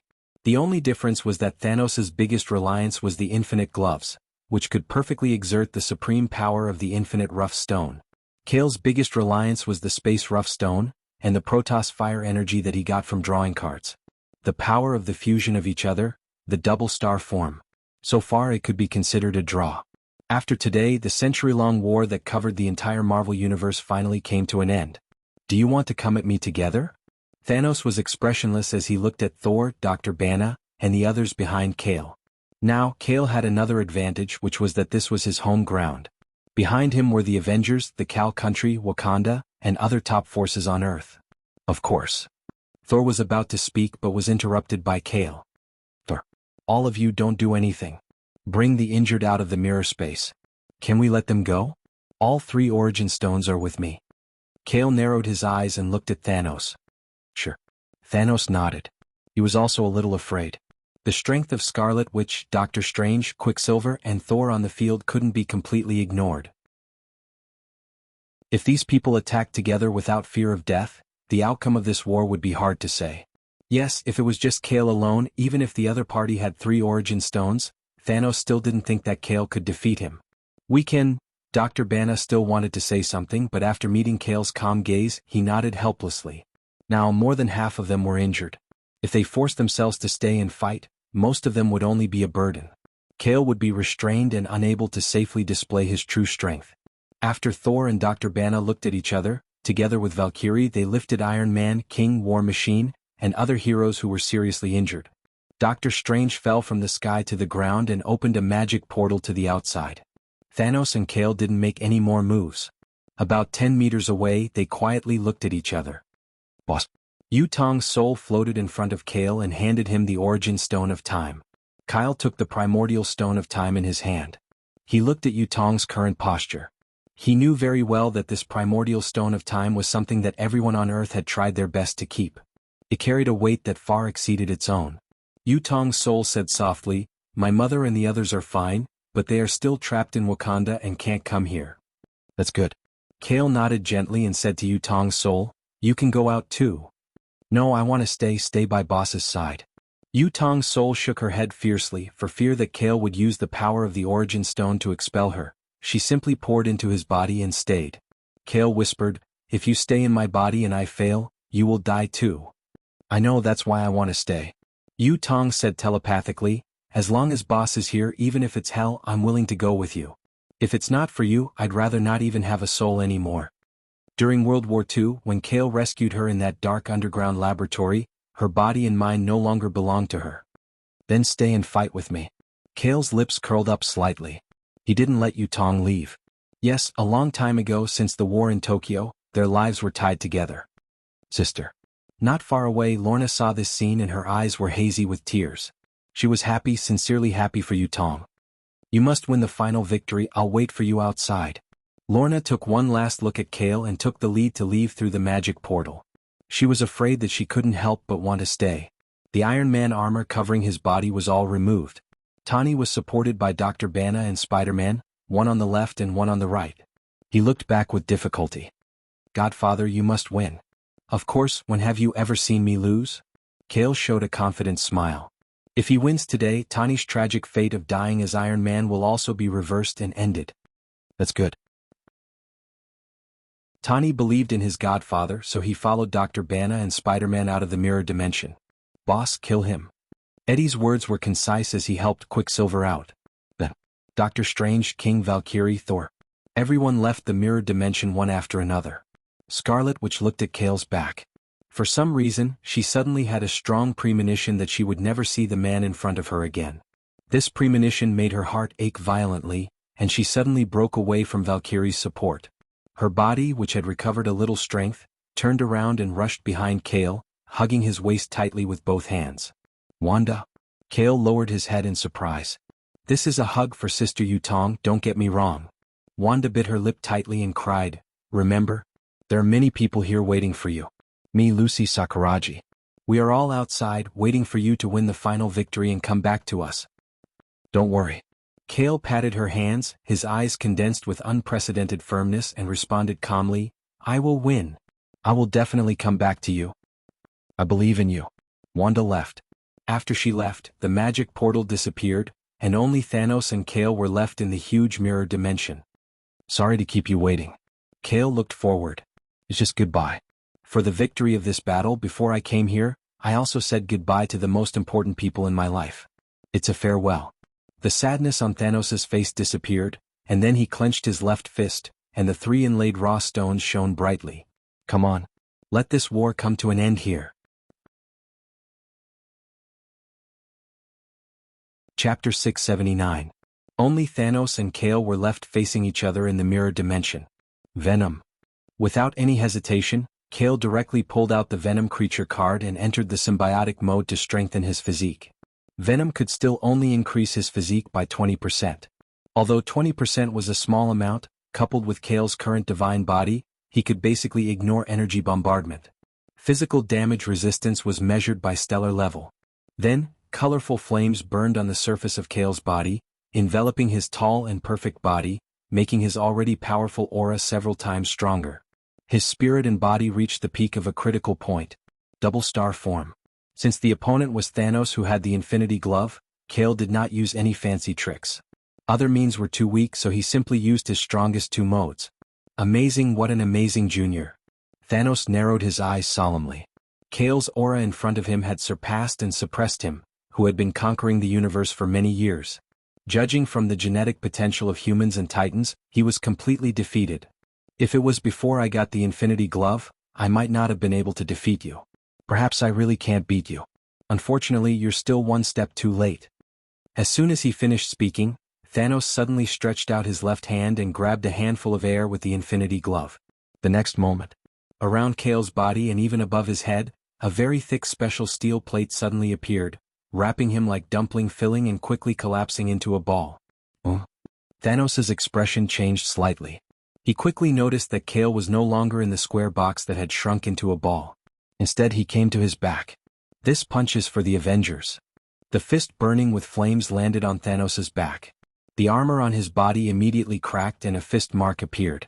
He was blasted hundreds of meters away, smashing through 3 buildings in the mirror dimension, leaving a hole in the center. Wah! Thanos flew out of the wall of the last building, bringing along a pile of rubble and dust. Before he could react, Kale, who had turned into a light figure, appeared behind him and kicked his body back in the direction he came from. This kick is for Wakanda's people. Rumble. The 3 buildings that Thanos had punched back and forth were clearly made of reinforced concrete, but now they were as fragile as plastic and collapsed with a sad sound. This was just the beginning. From the moment Kale attacked, Thanos' body was always in the air and did not fall to the ground. He was punched into the sky above New York streets, and was kicked to the end of the square. This punch is for you, Tong. This kick is for the Cal country. Kale could not see the movement trajectory at all. No matter where Thanos was thrown, Kale would appear behind him in the next moment and continue to give him a powerful blow. Flying around New York like a volleyball in just half a minute, Thanos suffered countless blows. The super hard alien armor on his body had already been shattered by Kale's hands and feet. Once again he was thrown high up 100 meters high. Just as Kyle flashed, he appeared behind Thanos' Overlord. He had just thrown a punch with all his strength, but this time, it was caught by Thanos' Overlord's right hand. The big purple hand tightly wrapped around the flaming fist. Sure enough, that's right. Thanos' mouth was dripping with blood.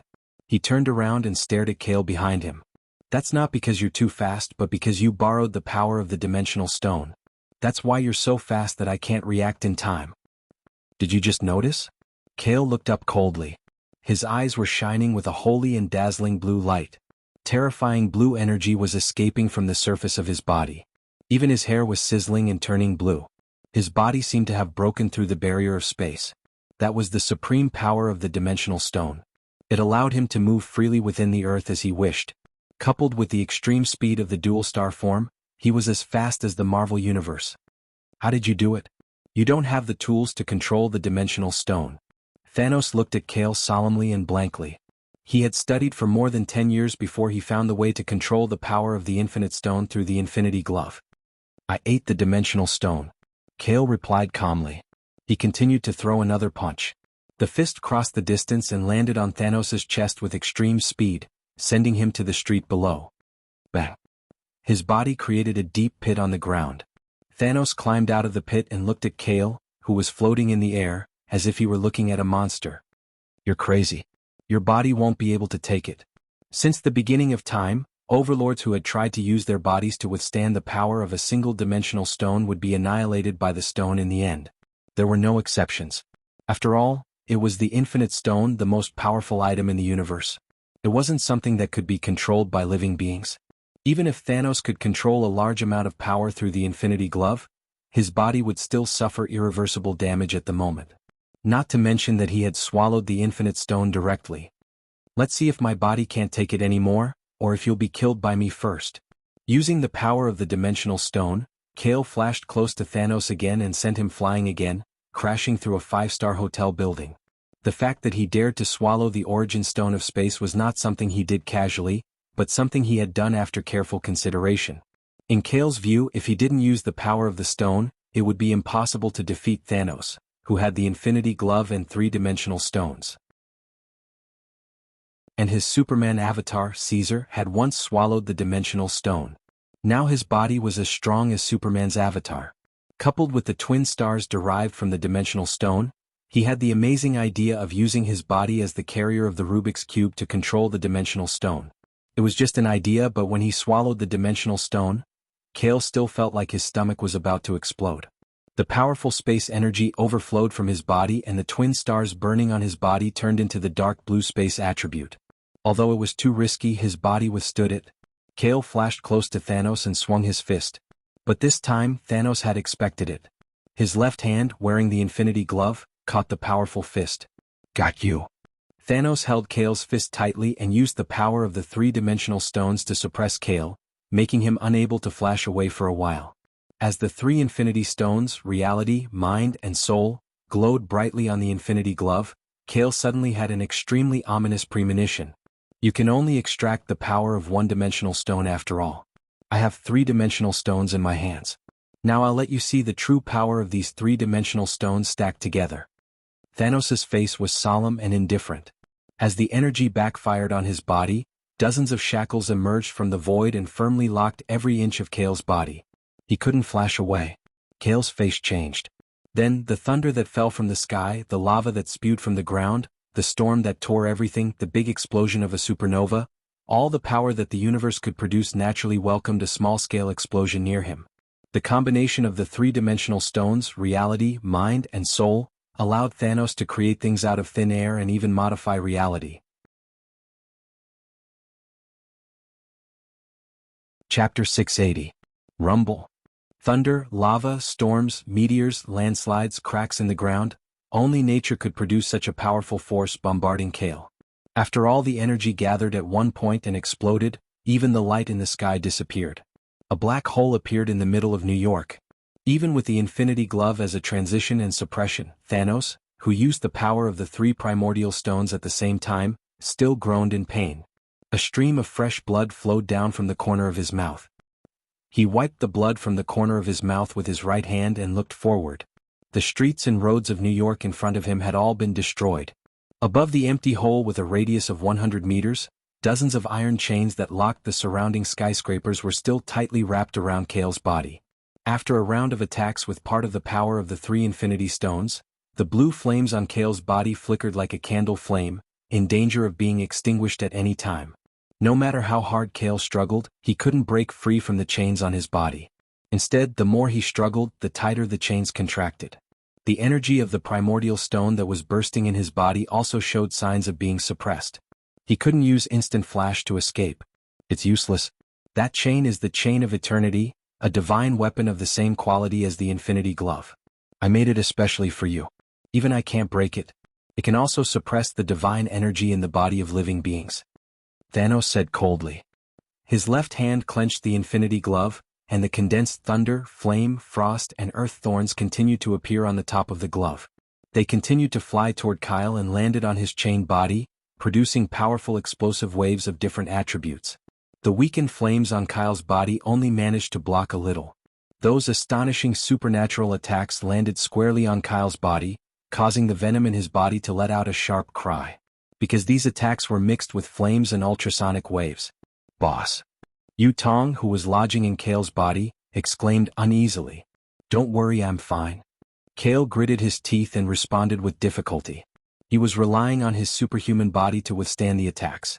If it wasn't for his body's strong endurance, his body would have been completely turned into ashes in the first round of small-scale star explosions. However, this wasn't the way to go. Kale was very clear about this point.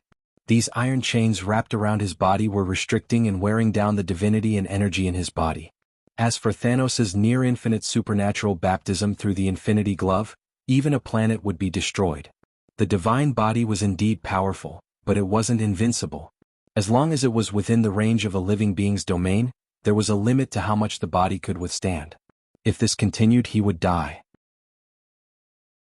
Kale understood this very well, and it was precisely because of this that a resolute look appeared in his eyes, and he finally made a decision in his heart. After being bombarded by another high-temperature fireball, Venom left its symbiotic form. Kale turned Venom back into a creature card and kept it in the card space. At the same time, he summoned the highest card from the card space. The item card appeared on top of Kale's head. After it returned to its physical form, it was clearly a shining purple gem. Raw Stone of Strength?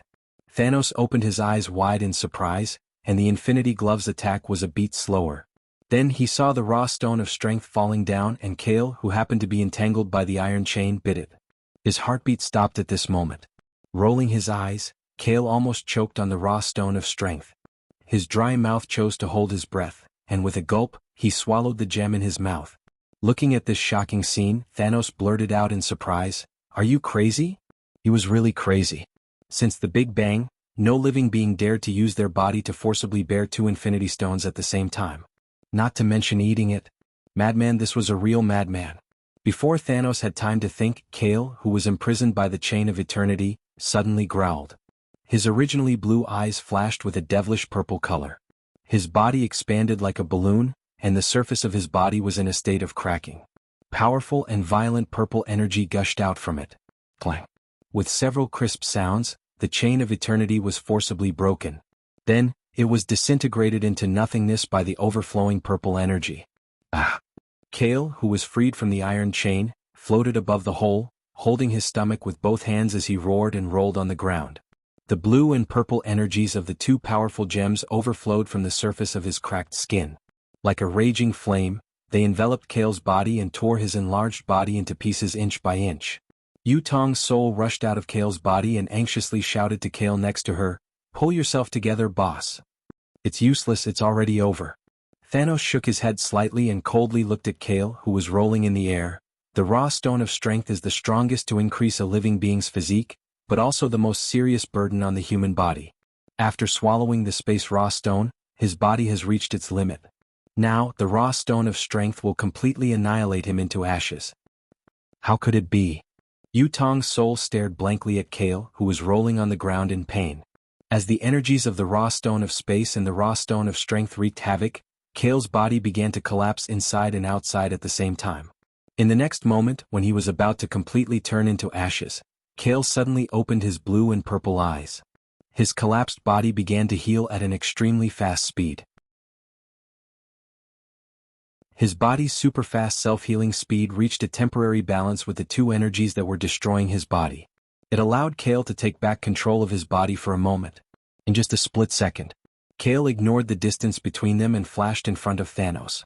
He punched out with the power of the raw stone of strength and the space raw stone of strength, directly punching a bloody hole in Thanos' chest. The fist penetrated his tall and sturdy body and came out from his back. Thanos didn't react at all. He looked at Kale in front of him in astonishment and lowered his head to look at his completely penetrated chest. "How is this possible? I'm sorry? Thanos, I'm going to take you with me?" Kale smiled at him. It was the death recombination that he had obtained from the Sokka Star Supremacy. At the moment of death, the body would be regenerated by the super-strong Golden Card ability. It allowed Kale to control the power of the two raw stones at this moment. However, that was all. No matter how strong the talent ability was, its priority couldn't be higher than the unlimited raw stone. Kale's left hand that penetrated Thanos' chest was the first to collapse and be annihilated. The super-strong self-healing couldn't keep up with the speed of annihilation. His body began to become transparent. Every blood vessel flowed with blue-purple energy, and then it began to shatter and be annihilated inch by inch. "After fighting in the universe for so long, I've never seen someone as ruthless as you." Thanos smiled bitterly. The life in his body was also rapidly fading away. With the hole in his chest as the center, the energy of the raw stone was also annihilating his body. He covered the hole in his chest and said with difficulty, "I will die later than you. After you die, I will take all the raw stones on you and make that snap before I die. You won't have the chance." Kale smiled inexplicably. His body was about to shatter and be annihilated.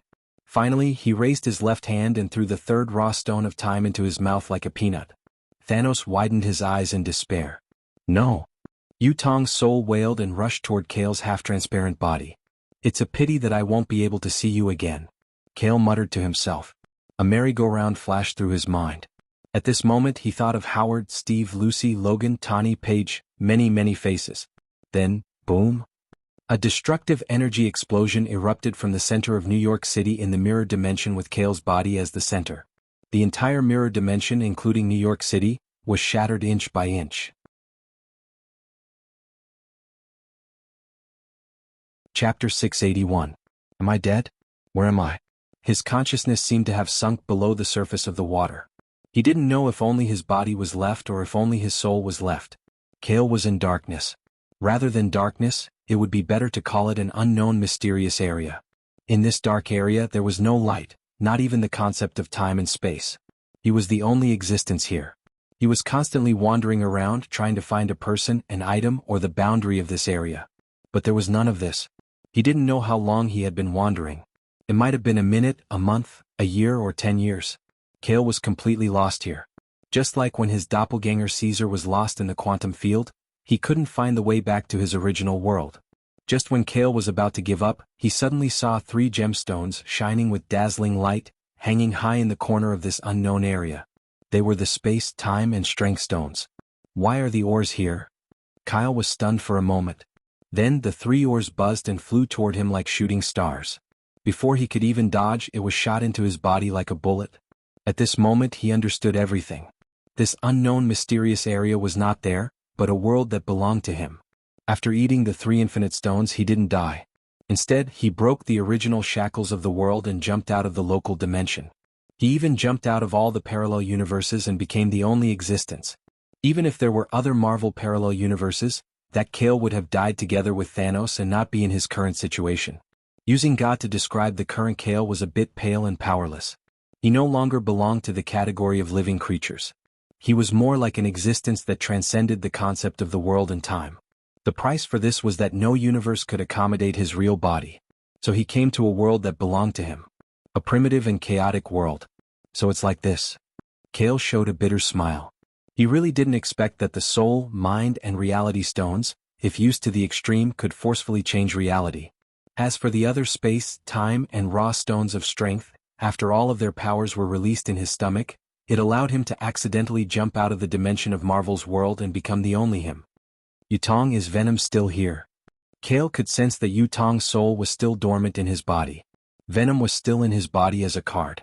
However, they could not appear in this world in any form because this was a world that belonged to him, and only he could come here. I can't go back anymore.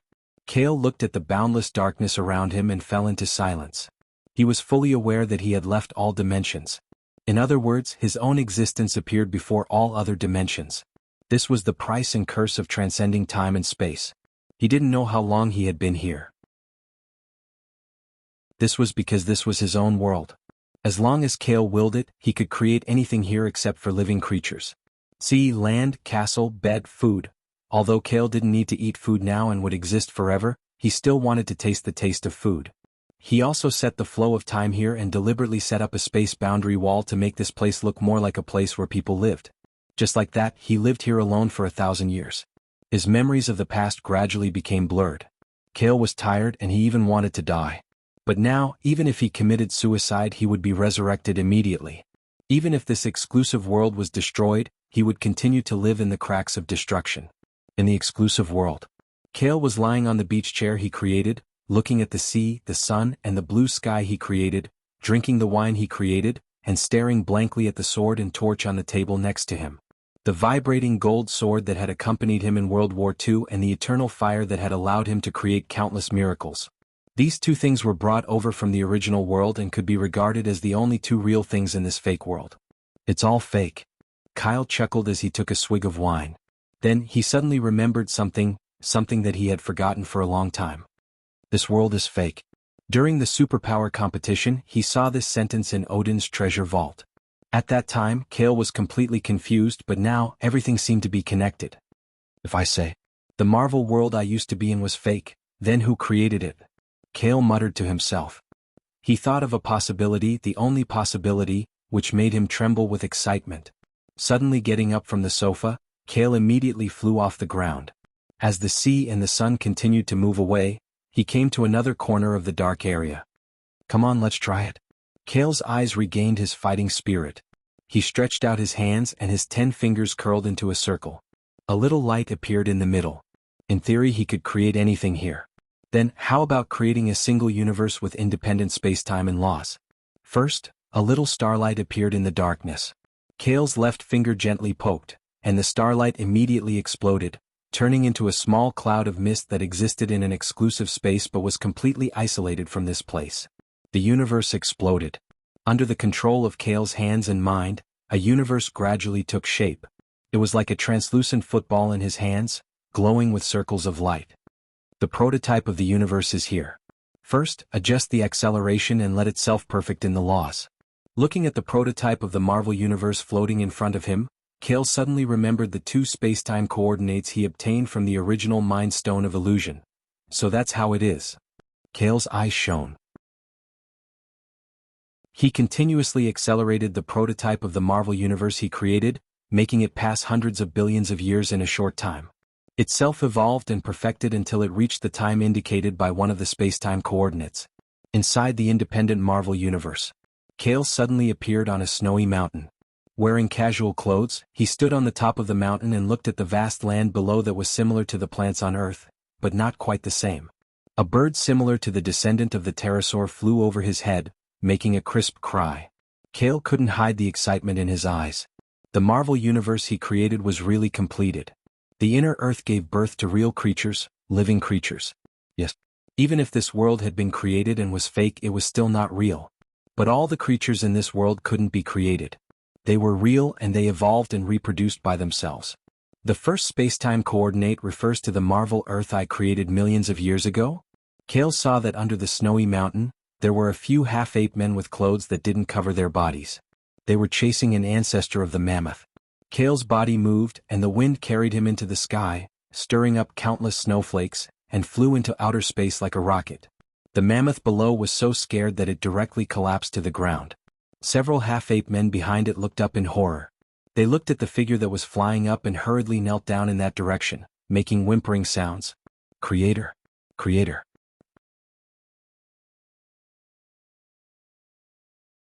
Chapter 682. What he did represented the law. Kale didn't use any ability and just flew out of the Earth's atmosphere. He came to near space and looked down, quietly looking at the blue Earth where human civilization had not yet officially risen. After looking for a long time, his body flashed and flew toward the end of the infinite universe. With a thought, he crossed tens of millions of light years and even reached the end of a world. The Marvel Universe was divided into 9 realms, 9 different worlds. Kyle had indeed created it this way, creating the foundation of the universe in the form of the World Tree. The 9 worlds were Asgard, located at the highest and most central part of the universe, Vanaheim, which could give birth to Vanaheim, the world of dark elves, the world of humans, the world of fire giants, the world of dwarves, the world of the dead, the world of ice and snow, and the world of giants. Why was the universe divided into 9 worlds? Kale didn't understand before, but in the process of creation he gradually understood that if the universe wasn't divided, then the universe would be ruled by the superior giants. Humans, dwarves, and other weak creatures wouldn't have any chance to develop and even survive. Therefore, the environment of the human world was relatively mild, isolated from the giants and elves and other powerful existences. But in the next few days, Kale traveled all over the 9 worlds and saw a scene of devastation, slaughter and war filled every corner of the universe. The powerful giants and elves broke the weak boundary and wantonly broke into other worlds, killing the local races. The 9 worlds were in a mess, and the human world, which had the mildest environment, became the center of the universe battlefield. Countless stars were directly blown up, and the remains of the fallen stars were scattered all over the universe. The powerful races became the rulers, and the weak races never had a chance to rise again. They hid in the cracks of the planets and struggled to survive. If there is a creator, then the creator must be crazy to create such a hopeless world. Wandering in the chaotic and dark 9 worlds, Kale heard this resentful complaint the most. In the end it still failed. Kale floated in the middle of the universe he created and showed a bitter smile. Of course, he could restart the Marvel Universe and even kill all the powerful and tyrannical giants in the universe, but it was meaningless. If he did that, would it really be the Marvel world he wanted? Right, Asgard. With a thought, Kale directly teleported to the world at the top of the Marvel Universe with his last glimmer of hope. But when he arrived here he was stunned. Asgard, the Holy Land world that was supposed to give birth to the Protoss, had been destroyed and burned down by the giants who had forced their way in. All that was left was a small piece of wasteland floating in the middle of the destroyed world. Such a wasteland could no longer nurture a powerful god race. Those space-time coordinates allowed me to arrive at the correct place in world. What is the meaning of that? Kale landed on the wasteland. There were no signs of life here. The wasteland was full of scorched marks, and only evil undead creatures were wandering around. Kale sighed. Just as he was about to leave, he suddenly heard the sound of fighting coming from somewhere in the wasteland. Huh. Kale's body flashed and came to the other side of the wasteland. Looking down from above, in the wasteland where there were no signs of life, there was a 10-year-old child who looked like a human. He was holding a sword and fighting with an undead monster that was several times stronger than him. The undead monster was 3 meters tall, like a deformed tiger with sharp fangs and claws. Its body was full of evil and powerful energy. Just a low roar could produce sound waves that shook the air. The child, who was wearing thin clothes and had no armor, only held a broken sword. The energy in his body was so weak that it was negligible. He could be swallowed by the undead monster at any time. But walking on the edge of death, the child's eyes burned with fighting spirit. He became braver and braver as he fought. He fell to the ground many times, but he continued to climb up and fight the undead monster to the end. Kale was moved. The gap in strength was so big that there should be no hope, but in the end, the undead monster's claws tore apart the child's lower abdomen. The child's sword also pierced through the undead monster's head. Both sides fell to the wasteland. A few seconds later, the undead monster with a sword in its head slowly got up again. Its red eyes looked at the child lying in a pool of blood in front of it. Is it really like this? Dad, Mom, the people were right. Hard work can never make up for the shortcomings of a race. The child covered the fatal wound on his lower abdomen and lay on the ground powerlessly. He looked at the undead monster with its bloody mouth open and revealed an expression of relief. It was indeed a mistake for the weak to be born in this world. Or it could be said that the existence of this world was a mistake. Being weak was the original sin. The child closed his eyes. After a few seconds, he was not swallowed by the undead monster. He opened his eyes in surprise and found that the undead monster was long gone. In its place was a silver-haired youth standing in front of him. Get up, the silver-haired youth said to him. I'm seriously injured. How can I get up? The child was halfway through his words when he suddenly froze. He got up from the ground as if nothing had happened. He nodded and touched his lower abdomen. The fatal wound on his lower abdomen was long gone. Even his clothes were restored. The child looked at him in shock. Who are you? You can call me Lord God. Kale smiled faintly and looked directly at him. He asked, if you become a top starry sky powerhouse, what will you do? Me. The child was about to speak but paused. He suddenly realized that this was the only chance to change his fate. He took a deep breath and clenched his fists. He said in a deep voice, I will return peace to this universe and unify the chaotic 9 worlds. I will let the strong races not bully the weak races. The weak races can defeat the invincible and arrogant giants through development. I will restore peace and hope to this universe that has been ravaged by war and reduced to darkness. Good. Kale smiled. I will give you the strength you need. He waved his left hand and an ability card entered the child's body. It was a divinity ability card. The current him could create it at any time. My body. The child was stunned. He felt his body brimming with power, power that he had never felt before. And these? Kale waved his left hand. A burning golden plate, the method and materials to forge the eternal series of weapons, and a blue cosmic tesseract with an origin space stone inside. These 3 items silently hovered in front of the child. Lord God, what price do I have to pay? The child looked at the items hovering in front of him and asked Kale with a rare calmness. The price is, don't forget your original intention. Kale turned around and was about to leave when he suddenly remembered something. He stopped and turned his back to the child. What is your name? My name is... Before the child could answer, Kale cut him off. Never mind. From now on you will be called Odin. He took a step forward and disappeared from the wasteland. The child stared blankly at the direction Kale left, then at the divine items hovering in front of him. He then knelt down and bowed. Odin, farewell, Lord God. End of chapter.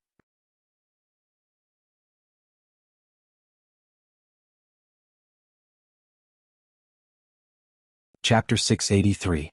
After Kale left Asgard, which was like a wasteland, he did not leave the current Marvel universe. Instead, he went directly to the human world where the early Milky Way alliance was located. A technological civilization had not yet been born here. In other words, there was no chance for a technological civilization to be born here. The birth of a technological civilization mostly came from the weak who wanted to close the gap with the strong. But now the giants and elves were too strong. They did not need advanced technology. Just by relying on the genetic advantage of their race, They could easily destroy the budding civilization and occupy the vast and fertile star field. The weak races hid in the cracks of the star bones and struggled to survive. They did not have enough resources, time, and space to peacefully survive the early technological civilization. Such a stalemate needed something to break it. So Kale came to the center of the human world's universe battlefield. In the sky above the star field, he suddenly appeared and floated above the starry sky, looking down at the giants and elves who were killing the weak races. What is that? Soon a flame giant noticed Kale's existence. Its body was the size of a mountain. Its body was made of molten lava and was burning. It held a fiery red sword that was hundreds of meters long in its hand. Its whole body was exuding a heavy and powerful aura of destruction. A mere insect-like creature dares to fly above my head? The flame giant let out a low roar, and its voice exploded in the sky above the entire star field. Then its body moved, and with a stomp, the ground turned into a fiery hell. The crimson fire greatsword carried enough power to destroy a planet as it pierced towards Kyle, who was like a tiny black dot in the vast starry sky. Kale did not move. He slowly raised his eyes and looked calmly at the flame giant. It was only for a moment. Starting from the tip of the sword, the fiery red sword shattered inch by inch like a landslide. The flame giant looked at its empty hands blankly at first. Then it showed an unprecedented look of horror. It suddenly realized what kind of existence Kale was. So it tried its best to escape. But before it could take a step, the flame giant's body shook. Its mountain-like body turned into a pile of ashes and dissipated with the wind on the Starfield battlefield. At this moment, at the center of the 9 realms, in the vast galactic battlefield, which had lasted for hundreds of millions of years, was now so quiet that one could hear a pin drop. From the invincible giant elves to the weak undead insects, hundreds of billions of creatures felt their hearts throbbing as they looked at the figure of the young man floating in the starry sky. In just a blink of an eye, the invincible flame overlord that dominated the 9 worlds was killed. This could not be explained by the common sense of the universe. If one had to explain it, there was only the most impossible answer. The Creator. It could only be the sovereign God of creation. Let me introduce myself. I am a sovereign. Kale smiled faintly. His voice was very soft, but it could be heard by all the creatures on the battlefield. Looking down at the countless trembling creatures, Kale waved his hand and a purple gemstone floated in front of him. This is the origin stone of power. This is the symbol of the power of the universe. No matter who it is, as long as they obtain it, they can become the strongest of the strongest. Whoever touches it will become its master. After leaving this sentence, Kale's body shook and completely disappeared from the sky. Only the origin stone of power that was shining with purple light was left. It lost its ability to float and fell toward the vast battlefield below. A second ago, all the creatures were still under Kale's pressure. A second later, all the creatures went crazy and rushed toward the origin stone of power without fear of death. Get out of my way. That's mine. A frost giant took a step forward and froze the bodies of the creatures. It jumped high and was about to grab the purple gemstone in its hand. In the end, an incomparably huge axe swung down and chopped off its entire head. The powerful frost giant with the huge axe was about to snatch the origin stone of power when it was besieged by several other giants and elves. The masters of the origin stone of power kept changing in a short period of time. This long-lasting battle in the starry sky had completely reached a climax. It became more and more intense and showed no signs of stopping. Kale, who was hiding in the dark and watching all of this. His face was indifferent, but the corner of his mouth quietly rose. This was his goal. Since he couldn't stop the war, he might as well start a large-scale war in the universe. If the previous wars were considered small fights between the giants and elves, the victims were the weak races. But now, with the origin stone of power, the giants and elves would also kill each other. Without their natural enemies, they would be like ants and might die in the next second.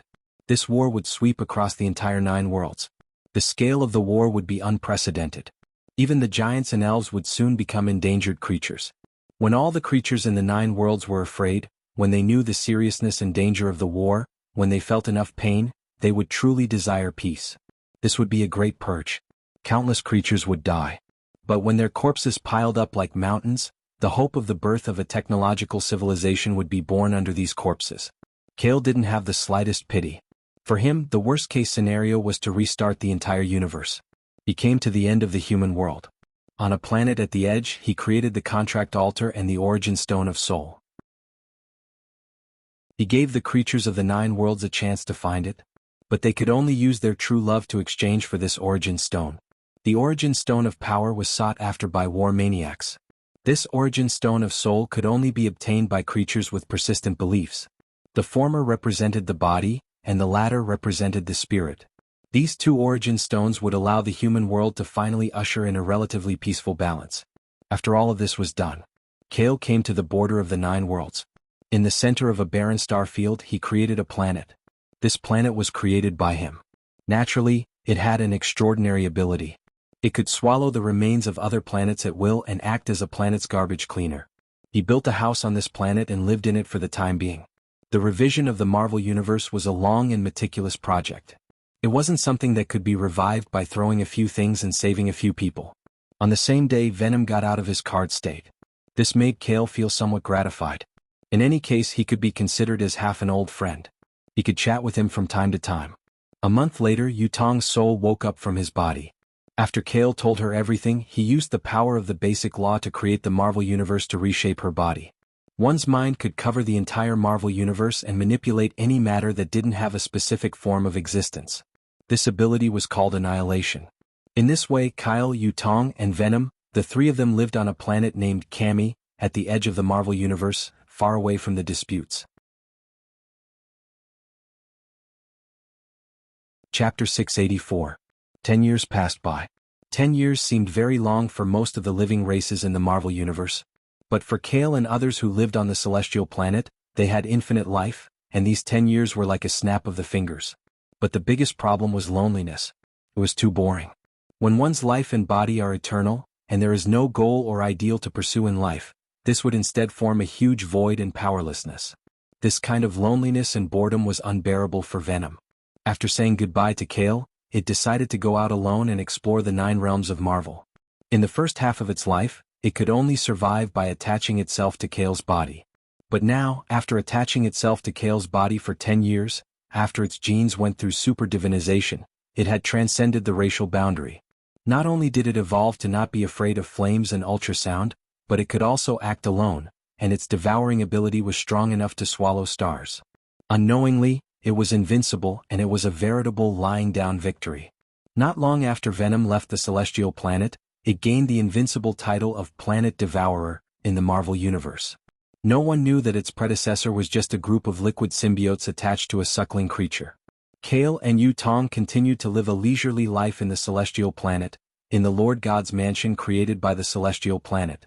Of course, during this period, Kale had asked Yutong to pay attention to the situation of the 9 realms of Marvel and report to him regularly. In these 10 years, because of the power gem, the universe war became more and more exaggerated and out of control. The central battlefield of the human world completely fell and collapsed, and countless stars around it perished.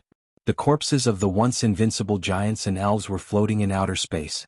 Because their bodies were too strong to rot, they became resources for some races to collect. Every day hundreds of millions of lives died. In the end, no one knew whose hands the power gem fell into. There were rumors that it was taken away by a giant and became an overlord. There were also rumors that the weak creatures secretly hid it, waiting for the future to rise. But in any case, this super large-scale universe war that had been turbulent for 10 years, after the number of powerful giants and elves was sharply reduced from tens of thousands to tens of thousands, the war finally ended without warning one morning when the power gem disappeared. That's right. This cosmic war that started at an unknown time and covered the 9 worlds of Marvel and lasted for hundreds of billions of years finally came to an end in the 11th year after the appearance of the power gem. It was very nonsensical, but it was also reasonable. After all, if they continued to fight, the entire universe would be destroyed. At the dawn of this day, the weak races that had been hiding in darkness, barrenness, and the corners beneath were delighted to find that the giants and elves that roamed the stars were gone. There were no creatures as powerful as gods flying in the sky. It was so clear that one could see the starry sky filled with stars. There were no powerful monsters wreaking havoc on the ground. One could see the vast blue ocean. The Marvel Universe, after a long time, for the first time, welcomed true peace. It was also on this day that the weak race that yearned for peace officially rose to power. Meanwhile, there was a golden-haired youth riding an 8-winged Pegasus with a long spear in his hand. He created a rainbow bridge that crossed the 9 realms. He issued an endless challenge to the other giants and elves who had survived. His name is Odin. The 9 worlds were in an uproar.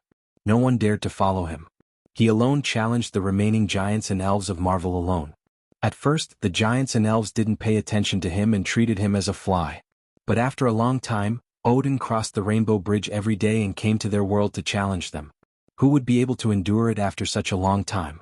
In the world of fire, the new Flame Overlord took the lead to fight Odin. Almost all creatures thought that Odin would lose.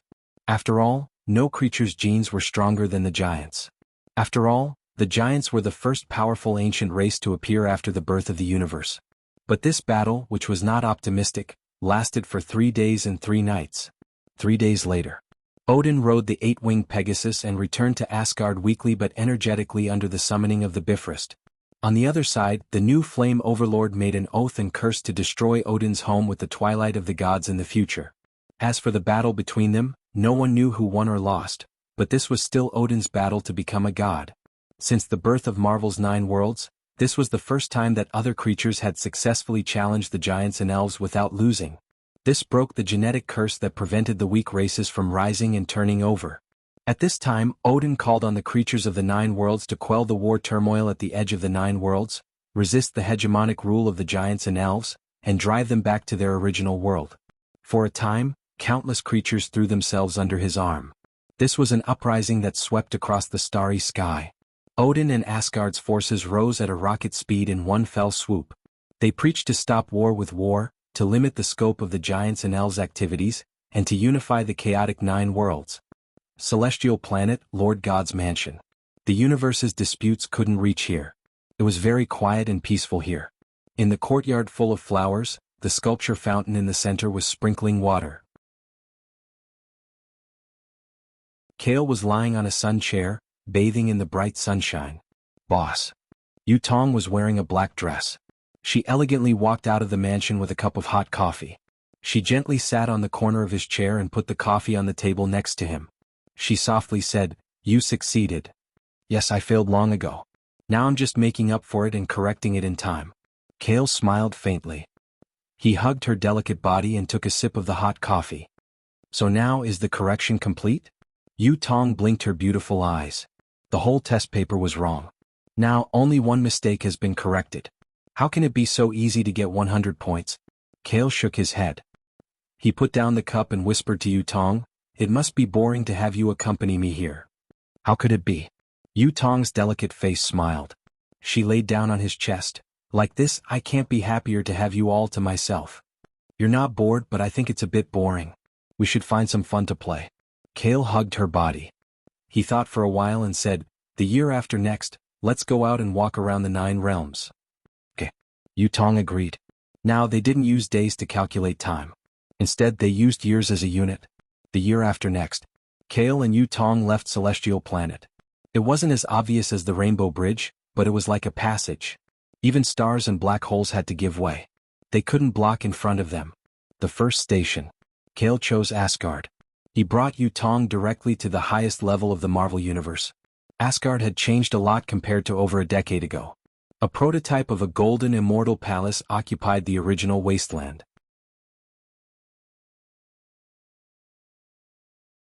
Chapter 685. The space was turbulent like waves, and all the defenses of the divine realm were in vain. In this way, Kale and Yu Tong gently entered the divine realm and descended on the physical Bifrost. "Who are you?" The first gatekeeper, who was wearing armor and holding a holy sword, looked at the 2 people in front of him in disbelief. They didn't pass through the Bifrost, but directly entered the divine realm from outer space with their own bodies. This was simply unbelievable. Moreover, he who had the racial talent of clairvoyance couldn't see a trace of energy from Kale and Yu Tong. It must be known that even the weakest biological race, the bodies of dead creatures, still had a weak energy that could be seen clearly, unless it was an existence like the giants. The gatekeeper's forehead was dripping with cold sweat, and he didn't dare to continue thinking. This was not something he could detect with his strength. Kale looked at the gatekeeper and narrowed his eyes as if he had seen through everything. The gatekeeper's face was pale, but he still maintained a defensive posture. Then he heard Kale casually say, "Don't worry, I have no hostility. Where is Odin? I want to see him." "His Majesty Odin, he is in the immortal palace." Hearing Kale call Odin by his name, the gatekeeper wiped the sweat from his forehead and forced himself to remain calm. He pressed the holy sword against the ground and said with difficulty, "I will inform His Majesty Odin." Okay, Kale and Yutong stood in place, not in a hurry, and looked at the scenery around the Bifrost. Sure enough, although the divine realm was rebuilt under the Bifrost, there was still a dry and cracked riverbed. There were no green plants that represented life, and black smoke still covered most of the starry sky. The scars left by the war were not so easy to fade away, and it would take a very long time to repair. In less than 10 seconds, Odin appeared on his six-winged Pegasus, clad in silver armor. However, before he could reach Kale, he had the Pegasus land on the Rainbow Bridge. He dismounted and rushed to Kale, kneeling on one knee. "Greetings, Lord Overlord." The gatekeeper was shocked speechless. The invincible master of the realm of the gods, Odin, had actually knelt down and saluted a youth who was younger than him? If the creatures of the 9 realms saw this, it would cause a huge uproar. "Get up. In the future, you will represent the supreme authority of the 9 worlds of the universe. There's no need to kneel to anyone." Kale looked calmly at Odin in front of him. After more than 10 years, the unyielding child who had fought the undead creatures to the end had grown to a height of nearly 1.9 meters. There was even a mature beard on his mighty and resolute face. "This kneel is to repay you for recognizing my worth," Odin said solemnly. In the end, he still formally saluted Kale before standing up on the Rainbow Bridge. He gestured to the golden palace behind him. "Lord Overlord, please come in." Kale nodded. He suddenly glanced at the gatekeeper next to him. "The gatekeeper of the realm of the gods you chose has a good temperament and will. It's just that he's a little weak," Odin said helplessly. "Lord Overlord, he's already the strongest existence in the universe that's most suitable to be a gatekeeper. Come here." Kale thought for a moment and said to the gatekeeper, "Yes." The gatekeeper respectfully came before Kale. Kale directly stretched out 2 fingers and tapped the gatekeeper's forehead. Then, the gatekeeper let out a scream and covered his eyes in extreme pain. "Lord Overlord, this?" Odin looked at him in bewilderment. "Just watch." Kale quietly looked at the gatekeeper who was wailing in pain. Beside him, Yutong revealed a thoughtful smile. After a while, the gatekeeper suddenly raised his head. When he opened his eyes again, they emitted a light that was as bright as day. His gaze seemed to see through the 9 realms of the universe. He looked around in a daze and then saluted Kale with incomparable excitement. "Lord Overlord, thank you very much. That's the Heimdall eye that can perceive all things. With it, you're worthy to be the gatekeeper of the Rainbow Bridge built by the Rubik's Cube." Kale said this and then led Yutong to the newly built Golden Palace on the wasteland under Odin's lead. Realm of the Gods' Immortal Palace. Under Odin's lead, no soldiers or guards dared to stop them. They all looked at Kale and Yutong in surprise as he personally received them. Odin said to Kale emotionally, "Right now there are more and more races that yearn for peace. The unification of the 9 realms is becoming smoother and smoother." The unification mentioned here didn't mean that the divine realm had taken in all living beings of the 9 realms. Instead, it meant that the divine realm was acting as a cleaner, drawing a clear line between the 9 realms and wiping out the flames of war that hadn't yet been ignited. Living beings of a certain realm were only allowed to move within that realm. They weren't allowed to cross that realm. That was the only unification. Of course, during this process, Odin's fame and reputation became greater and greater.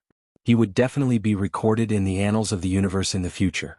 Odin brought Kale and Yutong to the reception hall and sat down. The young and dignified Divine Realm Queen also seemed to know the nobility of the 2 guests. She personally served them drinks and fruits before leaving the reception hall. "Lord Overlord." Odin pondered for a bit, then looked at Kale and said, "The Tesseract and Eternal Fire you gave me before, I borrowed them to create the Rainbow Bridge and the Eternal Weapon. I also enchanted the URU metal.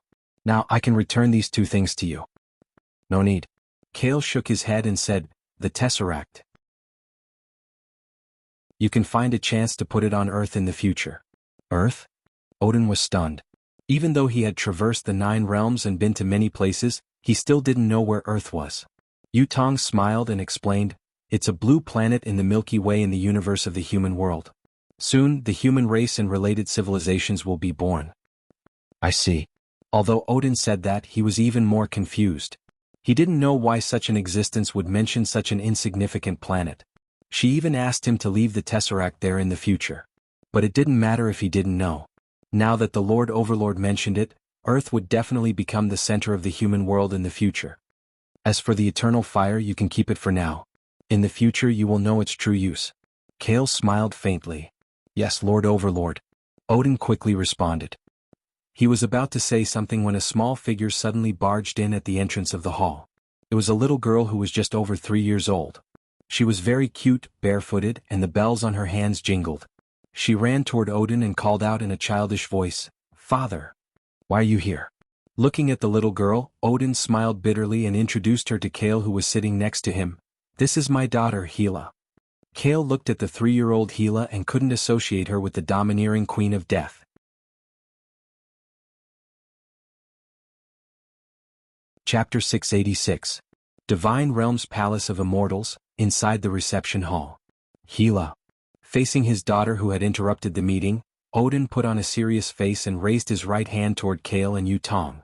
"This is the Lord God and his servant, Lady Yutong.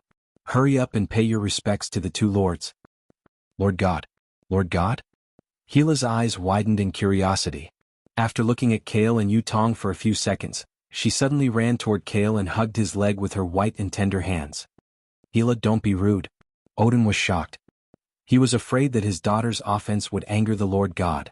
Although he was the master of Divine Realm and could fight the flame giant to a draw, he knew better than anyone that this was a gift from the Lord God. And a mere giant, in front of this person, was simply an ant-like existence. "It's okay." Kyle waved his hand. He lowered his head and looked at little Hela. She was wearing a girl's dress, and her black hair was tied into 2 short ponytails. She had a delicate face and she was as cute as a doll. Especially when Hela hugged his leg, she looked so cute that even Yutong could not help but laugh. She treated Kale's tall and straight body as a mountain. Under Odin's frightened gaze, little Hela climbed up Kale's left leg to the seat and finally sat in his arms. She let out an innocent laughter that sounded like silver bells. Kale did not have any objections and allowed her to play around. "Lord God, I've made a fool of myself. It's my fault for not teaching her well." Odin's forehead was covered in cold sweat as he said helplessly, "This daughter of mine has been extremely naughty since she was young and has been spoiled by her mother. She will definitely think of a way to get whatever she wants." "You mean she likes me?" Kale teased. "I wouldn't dare." Odin's face was slightly pale. The sweat that had stopped suddenly burst out. "Children need to be taught well. One look at you and I can tell that you haven't taught her much." Kale smiled and stretched out a finger, lightly poking little Hela's white and tender face. This caused little Hela to smile and reach out, her palm holding his finger. Odin lowered his head. After a moment of silence he sighed, "I'm ashamed to say this. I've been busy with the affairs of the Divine Region and the war in the 9 worlds. I've only just become the master of the Divine Region, so I haven't had much time to discipline her." Kale said softly, "A child will grow up quickly if you're not careful. When they have matured and independent thoughts, you won't be able to control them even if you want to." If one looked at the future results, perhaps Odin was a good king of gods, but he was not a good father. The 3 children that he raised were all wastrels, and he was a professional in the divine territory. However, he didn't seem to have the right to lecture Odin. After all, he didn't have any children. The wine was finished and so was the chat. Kale and Yutong didn't plan to stay in the divine territory for long. Odin sent them all the way to the celestial palace. However, little Hela still clung to Kale and didn't want to leave his arms. Odin finally carried her back. Little Hela opened her cute eyes and looked at Kale. She was still reluctant to part with him. "Lord God. I'll come to see you next time, little Hela. Just stay here and wait for me." As Kyle spoke, he suddenly thought of something. He reached into the void with his left hand and took out a ruby out of thin air. He handed the ruby to little Hela, who was in Odin's arms. "I didn't bring any gifts, so I'll give this to you as a toy." "Lord God, this is?" Odin's eyes widened in surprise. He sensed a powerful energy from the ruby that was almost the same as the tesseract. In fact, the energy contained in the ruby was even more violent. Odin didn't know what to say. This was an item that existed on the same level as the origin stone of strength and universal magic. It was the strongest strategic resource in the universe, and he was treating it as a toy. A small gift? This was too shocking. Little Hela did not think too much about it. Her black eyes lit up as she reached out and grabbed the ruby, hugging it lovingly. "Thank you, Lord God. That's the origin stone of reality. It can change reality and create things out of thin air. I've temporarily sealed most of its power. Use it to restore your homeland." Kale's last words were obviously for Odin. Then he and Yu Tong disappeared from the celestial palace. Farewell, Lord God. Looking at the empty space where the two disappeared, Odin said sincerely, his face full of gratitude. Little Hela, who was in his arms, didn't even care about the ruby in her hand. Lord God? She looked around blankly, trying to find Kale's figure. However, in the grand celestial palace, not a single person could be seen. However, Kale's unintentional words of, "Stay here obediently and wait for him," were deeply imprinted in Hela's young heart. In the future, even if millions of years passed, she wouldn't be able to forget it. If I stayed obediently in the divine realm, would you really come back to see me? Even if she didn't have a family by her side, sitting alone on the throne, and the world was silent, she would still have such thoughts. After Kale and Yu Tong left the divine realm, they didn't return to the celestial planet.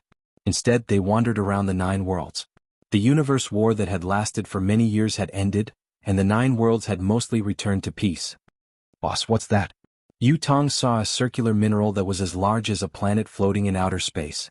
The alien Zergs, who could survive in space for a short period of time, were moving back and forth to excavate the mineral inside. It's the head of a giant. Kale smiled faintly. Even the giant in front of him probably didn't expect this.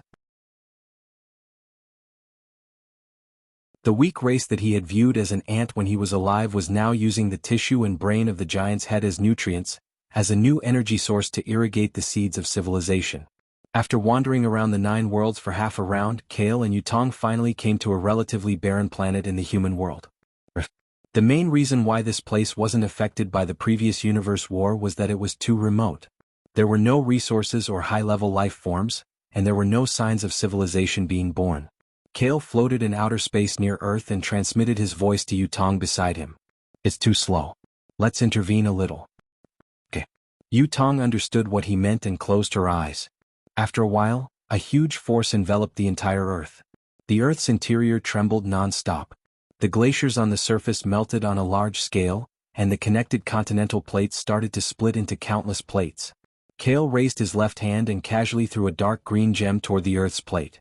That was the origin stone of time. Kale treated it as a seed of civilization and placed it on Earth millions of years ago. Only primitive humans could obtain it. That person would become the earliest sorcerer, leading his people to rise and building the human civilization. In the end, the person who obtained it would become the guardian of Earth. All of this was predestined.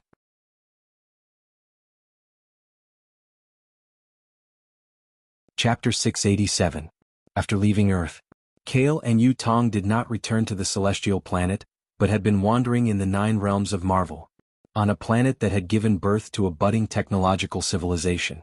Kale and Yu Tong landed in the city of the planet and looked at the 3 to 4 meters tall native race walking by. They were tall and strong, and there were signs of technological civilization here. They would probably become a top civilization at the overlord level of the stars in the future. It was just that the two of them came here and stood in the center of the bustling street, but they did not attract the attention of the locals and technological instruments. It was as if nothing could detect their existence. Kale's existence was the law. In this self-created Marvel universe, he did not need the infinite origin stone at all, and he could even create one at will. This should be the Titan star, where the civilization of Thanos was born in the future. Yu Tong's face was a little cold and asked, "Do you want to destroy this planet?" For them now, destroying a planet was just a matter of saying a word. No need. Kale shook his head and looked at the passing Titan child. This is just a cycle of reincarnation. After going around in a circle, we have returned to the starting point. Existence is reasonable. Kale raised his left hand and created a brand new origin stone. Its appearance was a gem that glowed with yellow light. Mind Origin Stone. Yu Tong stared at the origin stone in Kale's hand. She had worn this infinite origin stone for a long time, so she was very familiar with it. I have been wondering before. Why would the Mind Origin Stone have 2 coordinates inside and something that temporarily interferes with the illusion? Now I understand. As Kale spoke, he stared at the origin stone in his hand. Under his gaze, 2 coordinates had been imprinted inside the origin stone, as well as a small remnant of his will as the creator. This Mind Origin Stone was an indispensable part of a world's revolution. Kale casually threw the origin stone in his hand onto the ground of the Titan star. No matter who would become its master in the future, the Mind Origin Stone would lead the Titans here to the end of being conceited, stubborn, and self-destructive. This was a curse on the exterminating tyrants. After finishing all this coldly, Kale whispered helplessly, "This Marvel world is really fake." These were the seeds that he had planted, the rules that he had set, and the results that he had reaped. He circled once and returned to the starting point. "Boss, I'm real. I can't be any more real." Yu Tong reached out her hands and held his hands. "That's true." Kale smiled, but he had other doubts in his heart. "If you say, this Marvel world was created by himself, and he didn't exist in other Marvel worlds. It was as if he had always been living in his own special world. It was just that he appeared at different times." Then what about Carter's child? What about Superman's clone? What about the members of the Avengers from the parallel universe? They must not be in the current Marvel universe. Because this Marvel universe, due to Kale's restrictions, has the same unique characteristic as him. From this, it can be inferred that in addition to the Marvel world he created, there are countless other Marvel worlds and different worlds, worlds that are not created by him, or perhaps they are real worlds. Superman's clone and the others inadvertently jumped out of the endless loop of this world. Knowing is one thing, but it's difficult to break it. Kale sighed. He thought he had found the final answer, but after crossing the mountain he saw a bigger secret hidden behind. He was now like a person who was dreaming. He knew that he was dreaming, but he couldn't wake up. He could only continue to immerse himself in the dream he created. To break this dream, he needed a person in reality to wake him up. "Let's go and see other places." Kale took Yu Tong and left Titan Star and continued to wander in other stars. Time: September 13, 1999. Location: X-Men Universe. It has been more than 10 years since the Battle of Apocalypse. Superman, Caesar, and Apocalypse have completely disappeared from the world since 12 years ago. No one knows where they went. Even Caesar's old friend, Professor X, doesn't know. According to the intelligence investigation of various countries around the world, 116 bar and nightclub owners recall that since the Battle of Apocalypse that subverted the world, they have never seen the blonde boy who dominated the bushes. After the Battle of Apocalypse, the world was turned upside down. At least now, mutants have been legally recognized by various countries. Mutants can walk freely under the sun. Although the old concept of human beings cannot be completely eliminated in more than 10 years, more and more people have begun to recognize mutants. This is the result of Superman Caesar's deterrence and behavior, which pushed governments to act. Superman Caesar is also known as the god of mutants by the vast majority of mutants. Although the god of mutants is more appropriate to call him Apocalypse, after all, Apocalypse was the first mutant, and Caesar was not a human from birth. New York, Academy for Gifted Teenagers. Since the existence of mutants was legal, this has become the world's most authoritative and largest mutant academy. At this time, on the gravel path in the garden, a tall and beautiful blonde girl holding a book in her hand walked through the campus path, attracting the attention of many new mutant freshmen. Senior Phoenix. Not only is her appearance one of the best in the academy, but her mutant ability and knowledge are also top-notch. At a young age, she already has a doctorate in 7 majors. Over the years, not only the students in the academy, but also many aristocrats and rich people outside the academy have been chasing her like butterflies and bees. If they really lined up, they could line up from the school gate to downtown New York. Unfortunately, Phoenix still has that cold and arrogant attitude, and no man is favored by her. Jean? A tall young man wearing strange sunglasses chased after her. Scott. Jean turned around, and after seeing the young man, her cold face showed a touch of warmth. But that was all. "I want to talk to you, is it convenient?" Scott mustered up the courage to ask. Jean nodded slightly and stood on the wooden bridge next to the lake. Scott looked at her and said excitedly, "I passed the interview today. Professor X has allowed me to be an intern teacher in advance." "Congratulations." Jean smiled. Scott smiled and said, "Jean, with your ability, you should have been a teacher a long time ago, right?" "I'm not suitable." Jean's beautiful eyes kept looking at the lake. No one knew what she was thinking. Recently, another student with a very exaggerated ability came. Next. Scott kept looking for topics to talk about, but Jean was always like that, unperturbed, and nothing could attract her attention. Looking at Jean in front of him, Scott gradually became discouraged. Their bodies were so close, but their hearts were so far apart. Scott suddenly said, Are you still thinking about him?" Jean was in a daze and looked at him in surprise. "Caesar." As soon as Scott said this name, there was a buzz and half of the water by the lake was gone. Yes, half of it was gone, as if it was eliminated by a powerful force. All the mutated human students looked in the direction of the garden in surprise. Sorry, I lost my composure. Jean replied and turned to leave with the document. Jean, go find him. Scott looked at her back and gritted his teeth. Find him and tell him your feelings. Otherwise you'll live in regret forever. Jean's footsteps paused, but she did not look back and continued to walk forward.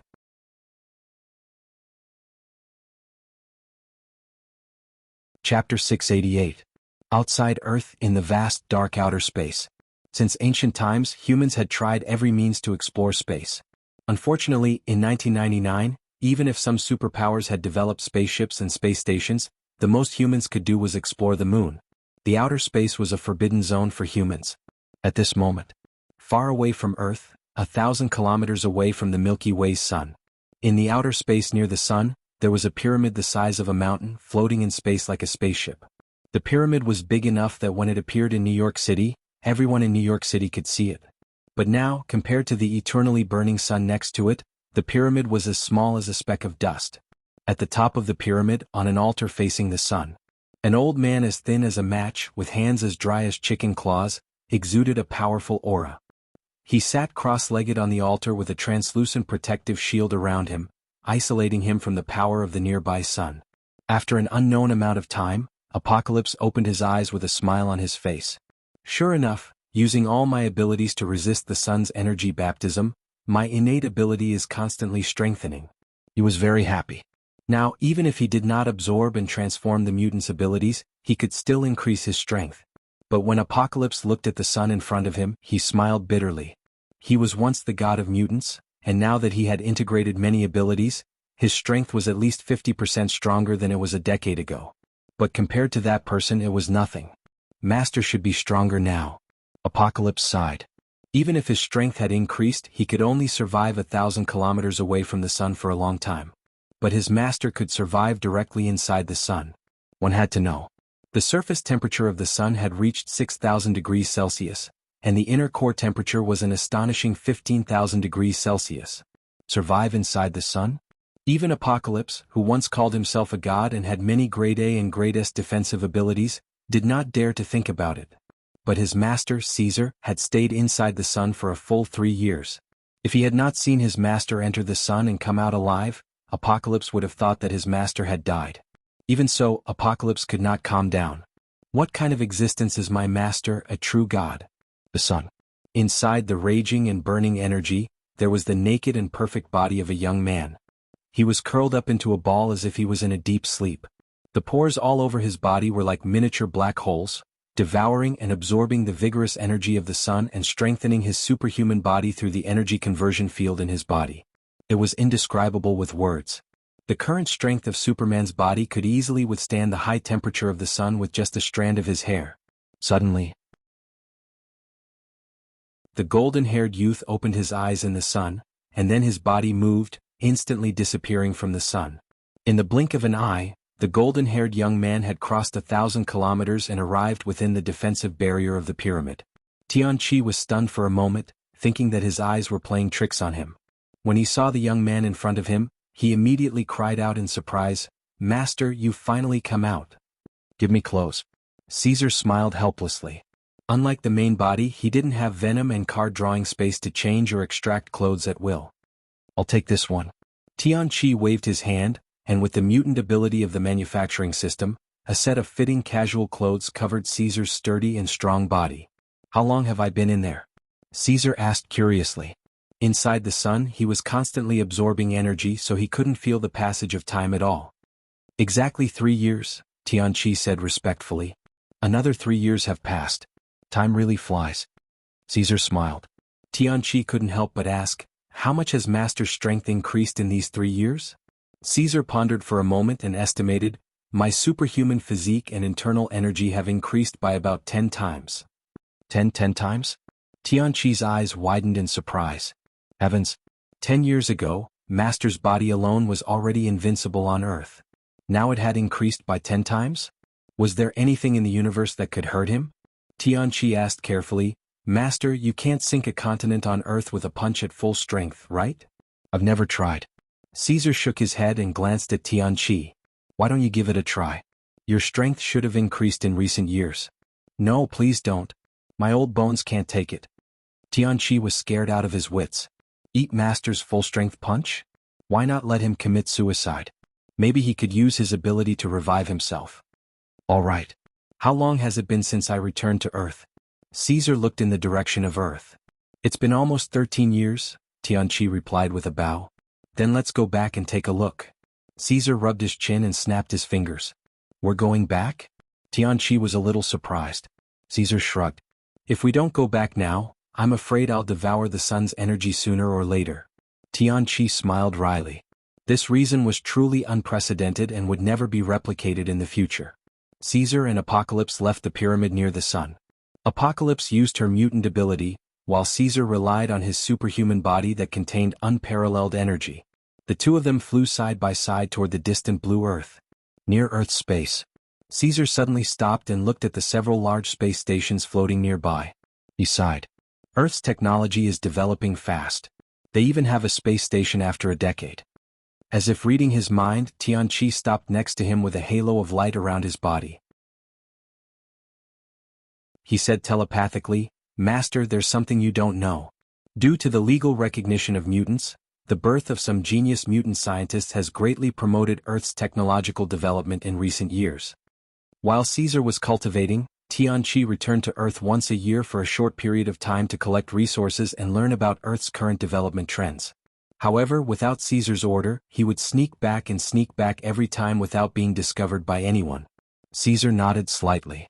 Inside the large space station, an American astronaut in a bloated spacesuit was doing some inspection work. He looked up and saw a young man and an old man floating not far away. He was so scared that he almost collapsed.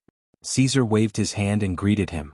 Then he moved at a speed that exceeded human dynamic vision and disappeared without a trace along with Tianqi. He had completely entered Earth. Is it a man or a ghost? The astronaut's mouth was wide open. He then returned to the cabin screaming. This became Earth's biggest mystery in the future.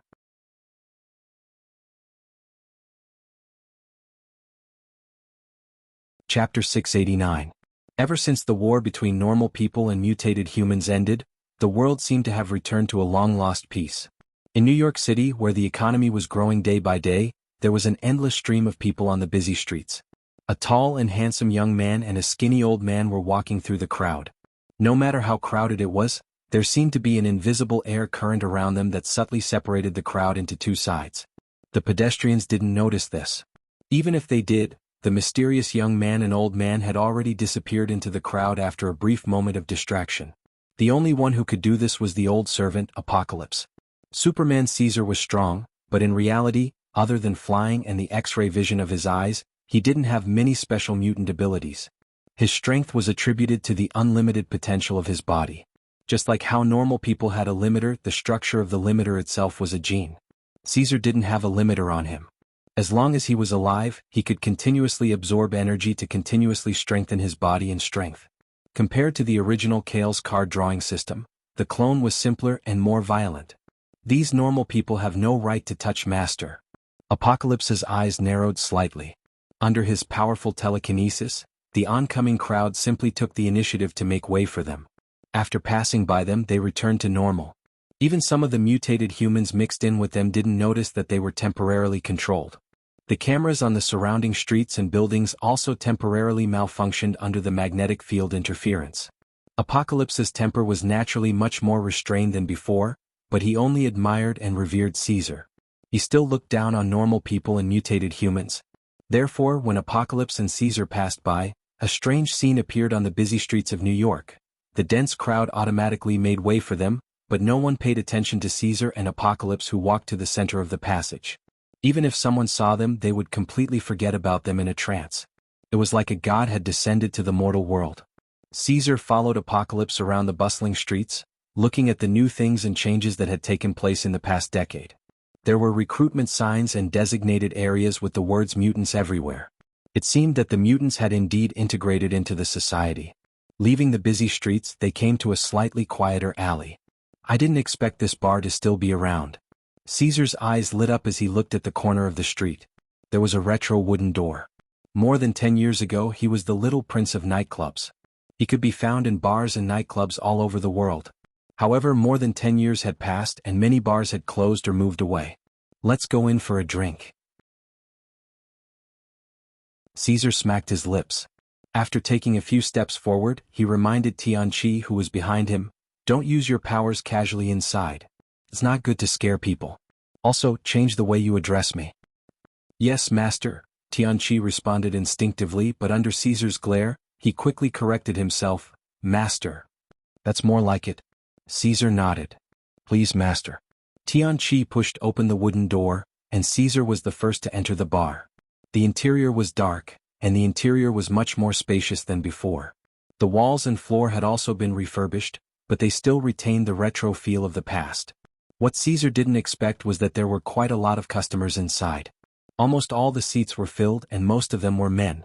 When these customers saw Caesar walk in, they all cursed in low voices, "Damn it, another pretty boy has come.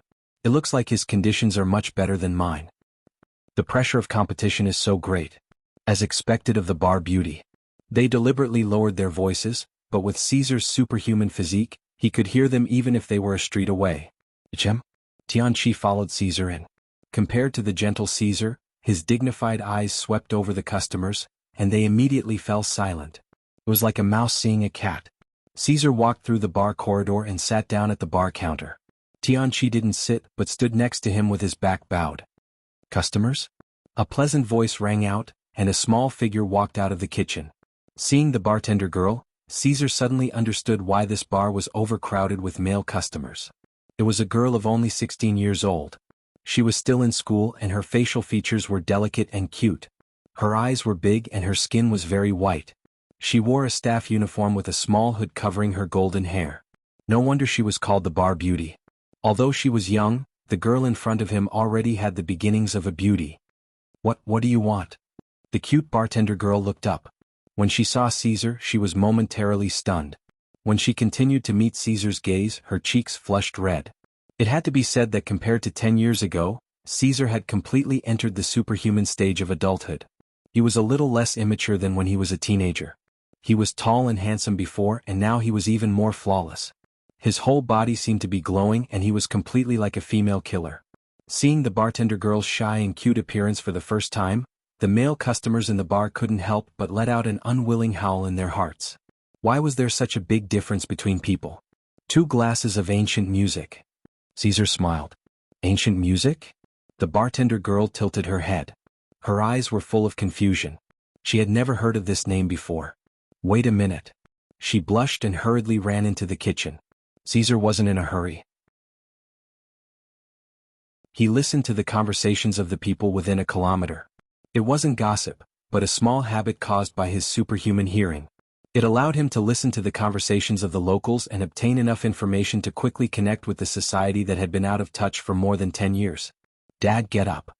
The bartender girl came to the second floor and pulled the old man who was still lying on the sofa. "There's a customer outside who wants to drink ancient music. Do we have this wine in our bar?" "Ancient music?" John suddenly woke up and looked at his daughter in surprise. He really ordered ancient music. "Yes, does our bar really have this wine? I've never heard of it." The bartender girl wrinkled her nose. "We do have it, but it was created by me 10 years ago. It's just that after many revisions to the wine list and the addition of bartenders, we don't have this wine anymore." John chuckled and immediately got up to go downstairs. "Maybe it's some old friends from back then. I'll go down now." 10 years ago? Old friends? The bartender girl thought of Caesar's face and quickly dismissed the idea with a red face. How could it be? Caesar was only about 20 years old. It should be the old man next to him. The bartender girl thought for a moment and quickly followed John's footsteps. "I'd like to see who wants to drink ancient music." John had just arrived at the bar when he saw Caesar sitting at the bar and smiling at him. A look of shock suddenly appeared on his face. He was so excited that his mouth trembled slightly. You are." Caesar put a finger in front of his lips. John Sr. nodded knowingly and laughed with tears in his eyes. How could he forget? Caesar used to be a regular here a long time ago. When the bar first opened, some people from the underworld had trampled on it many times. In the end, it was the childlike Caesar who solved all the problems. Not to mention, Caesar later became a legend in the world.